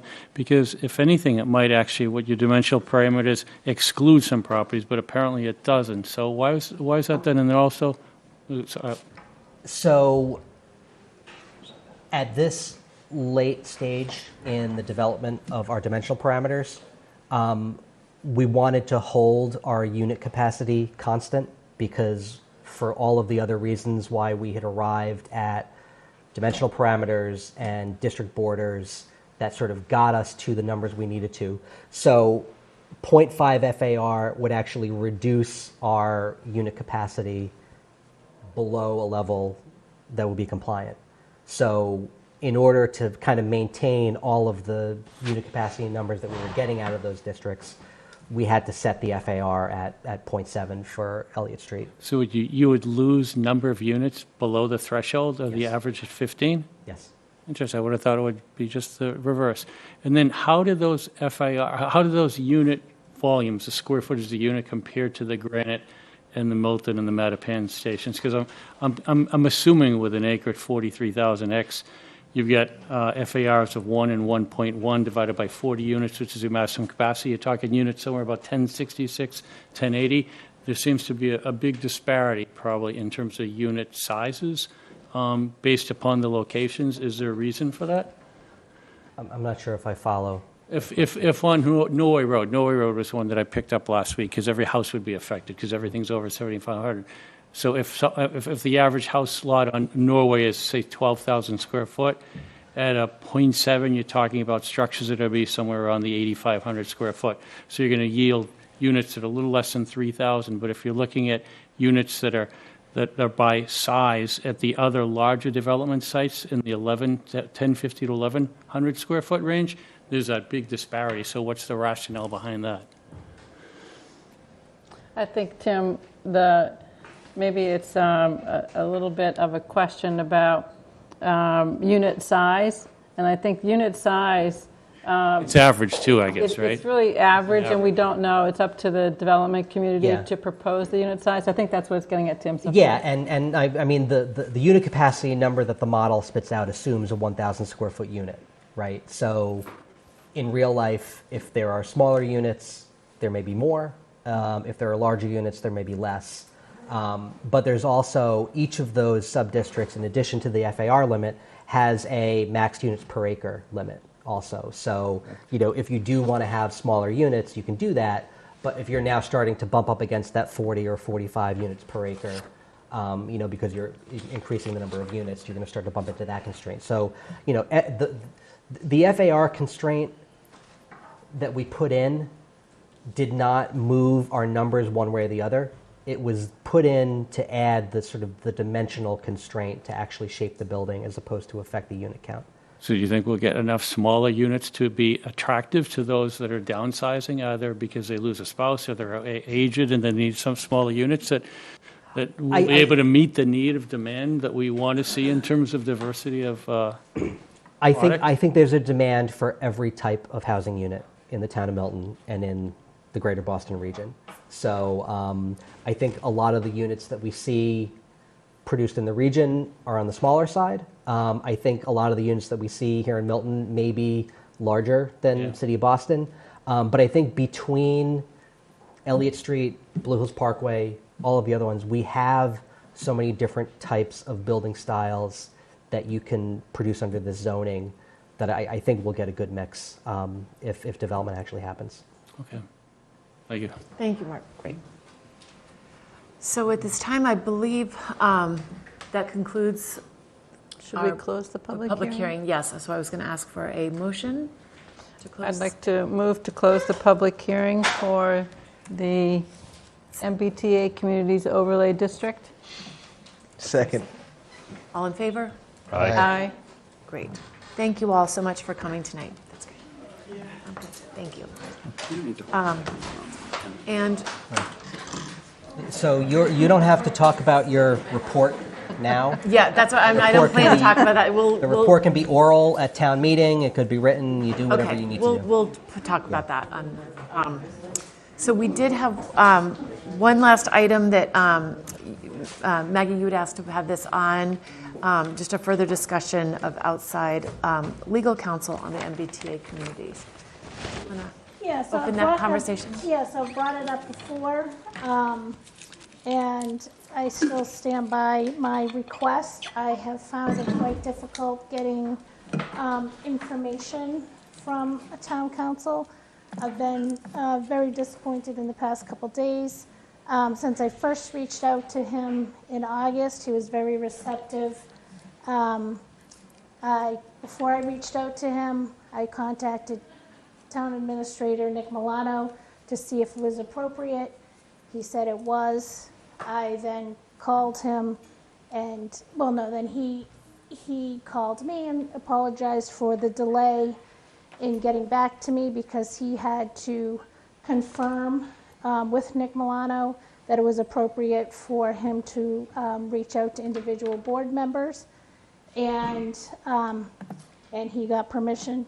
And he said, yes, the town of Milton does allow individual board members to contact him directly. So we had very nice conversations in August. And since then, the conversations have stalled. I've emailed him a couple times, and he has now said that I need to go through the board. And disappointed, I emailed him again. And I asked for the change of policy because it's my knowledge and my understanding that in past, in talking to past planning board members, that planning board members could always reach out to town council. So I feel like a barrier has been put up with town council being able or willing to talk to planning board members, and I'm just disappointed in that. So I still strongly feel that the planning board needs its own representation. Additionally, if the planning board is going to write our own zoning article, we will need somebody to write it for us. Okay. So Maggie, the question, I just want to clarify because I'm happy to represent, in the planning board on any questions. There was actually another question that was sent to me, and I just want to go through make sure I'm clear on your question. Your question was on the repercussions of, and this, can I just read this from you? Is this okay? Because this is what Maggie has asked if we could get this information.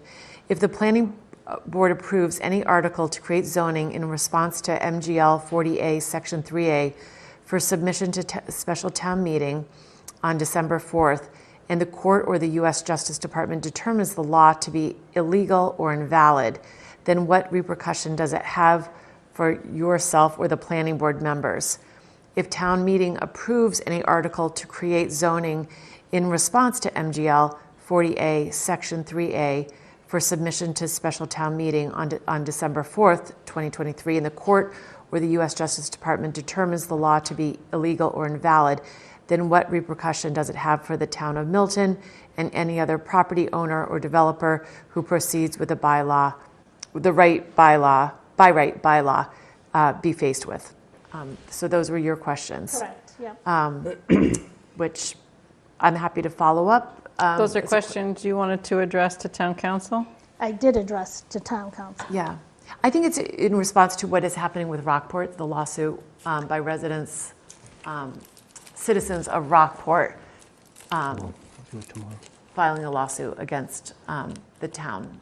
Oh, so did they file against individual planning board members? Yeah, and just in my experience, and that's why I had a very nice conversation with town council back in August, I just wanted to, I knew nothing of him. You know, I've had a long history dealing with the town of Milton and the legal department, and I just wanted to make sure that he was aware of my history, and I wanted to make sure that I wasn't putting the town of Milton, myself, or my business in jeopardy.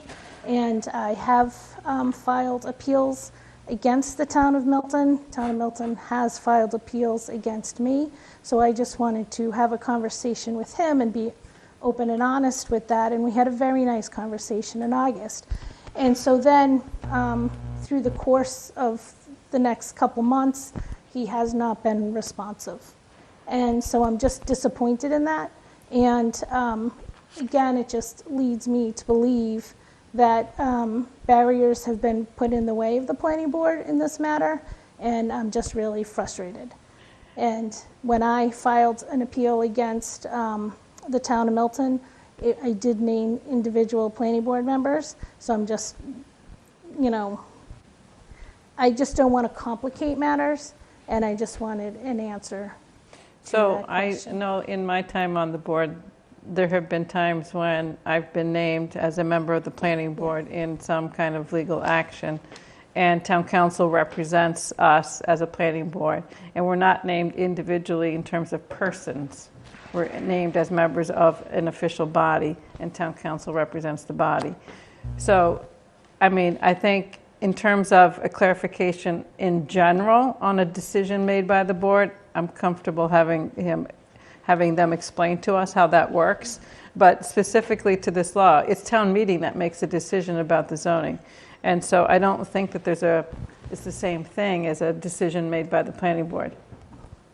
And since it's not our article, but I think that's worth asking. Yep. So, because it's... And also, you know, someone else had brought up, like, if it's an ADA issue, then it's, like, That's another it's a different, we could be held responsible. And all I want is in writing from town council. That's all that I want. And he has not responded. Okay. So mostly I'm just frustrated with his lack of response. Okay, thank you. And then there was one other question that I received that was asked to be discussed, and these could all be just folded into some questions for town council. This resident said, I have a question that I would like to be discussed. In the AG's advisory opinion, there is a reference as to potential civil litigation of noncompliance, citing violation of federal and state fair housing laws. This person did a quick look at the laws and did not see a connection, the connection between noncompliance resulting in legal action based on fair housing. The threat of legal action could be an overreach intended to force communities into compliance. This might be a question as to liability for Tim or for legal counsel. So that might be, you know, the question of if for some reason this did not go through, whether it's, you know, the town meeting didn't vote for it, what is, you know, the potential civil litigation referencing fair housing laws, and how would we be in violation?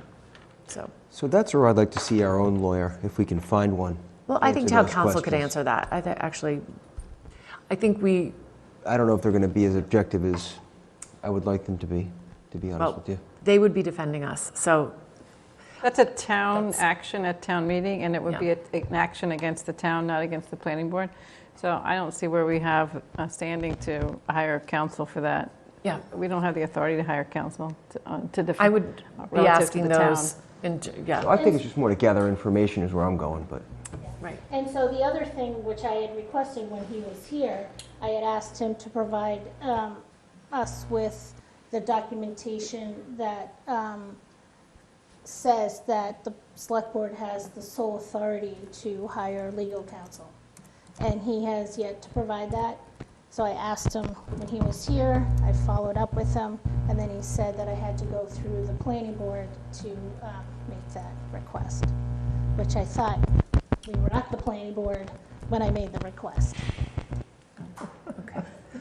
So can I, I'd like to see, Meredith, maybe you could put in writing everything that's being requested to be asked before I And just say ask- yes, because, these are kind of, and I'm not That's saying fair. it word for word. I'd like to be able to understand it before I make a decision on that. And so we all have different levels of comfort. We all have different questions. And that is why I was under the impression that planning board members as elected officials had access to town council individually. And now it seems like we don't. And I had asked for a, to let me know when that policy changed. And I think I sent that yesterday. So we can put those in writing and Have have the that. request in writing, I think? Yeah. You can have those requests, Yeah, I do drafted put it- those questions. I have put it in writing every single time to him. Yes. So But just- we can put it. I mean, if I'm being asked to support a request, I'd like to be able to read the what's going out beforehand. I think it's fair. Yes. All right, thank you. So would that be something to be brought up at our next meeting? Do we Yeah, we could put that on the agenda and talk about it at the next meeting and for the come to a ninth. decision? For the 9th. Yeah, we should be able to get that. All right. The 9th of we'll look at everything we have. We have a couple of public hearings on that. So, but I'd like to have time to just have that circulated, and we can do that. Okay. So this was, I think, a very good evening. A lot of good comments from the residents. But I think this is, unless there's anything else from the board, I would entertain a motion to adjourn. Just a quick question. Yep. When will we discuss our recommendation? I know the warrant committee's meeting soon, and then we obviously have town meeting on the 4th. So we have how many meetings between now and town meeting? So we have been asked to come to attend the, and I've reached everyone, Jim, the warrant committee on Monday. Just if there's questions that we're not deliberating, but if anyone, if there's questions that arise that would help inform the decision of the warrant committee as best we can. We've been asked to attend at 7 p.m. Cool, on I'll be Monday. there. So. So we have the meeting on the 9th and the meeting on the 16th, and So it'll then be one of those. So it would be one of those, right? Okay. So I guess I don't know what's on the agenda, but I'm just wondering if we try for the 9th, if we have room, just so it's not the last meeting before. Yeah. How many days do we have? 21 days? That's fair. I can try. We can put that on. See if we can do it then. Otherwise, we're on. You're that not date. going to be here. That's the only. That was. So 21 days, that would be the 16th, right?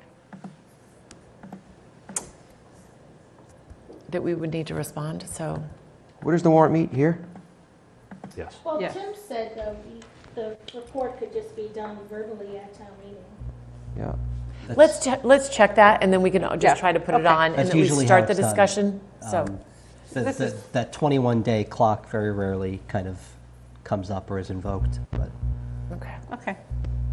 As long as there's something ready for town meeting. Okay. Okay. All right. Motion so to with that- adjourn? Motion to Second. adjourn. Second. All in favor? Aye. Good night, all. Thank you.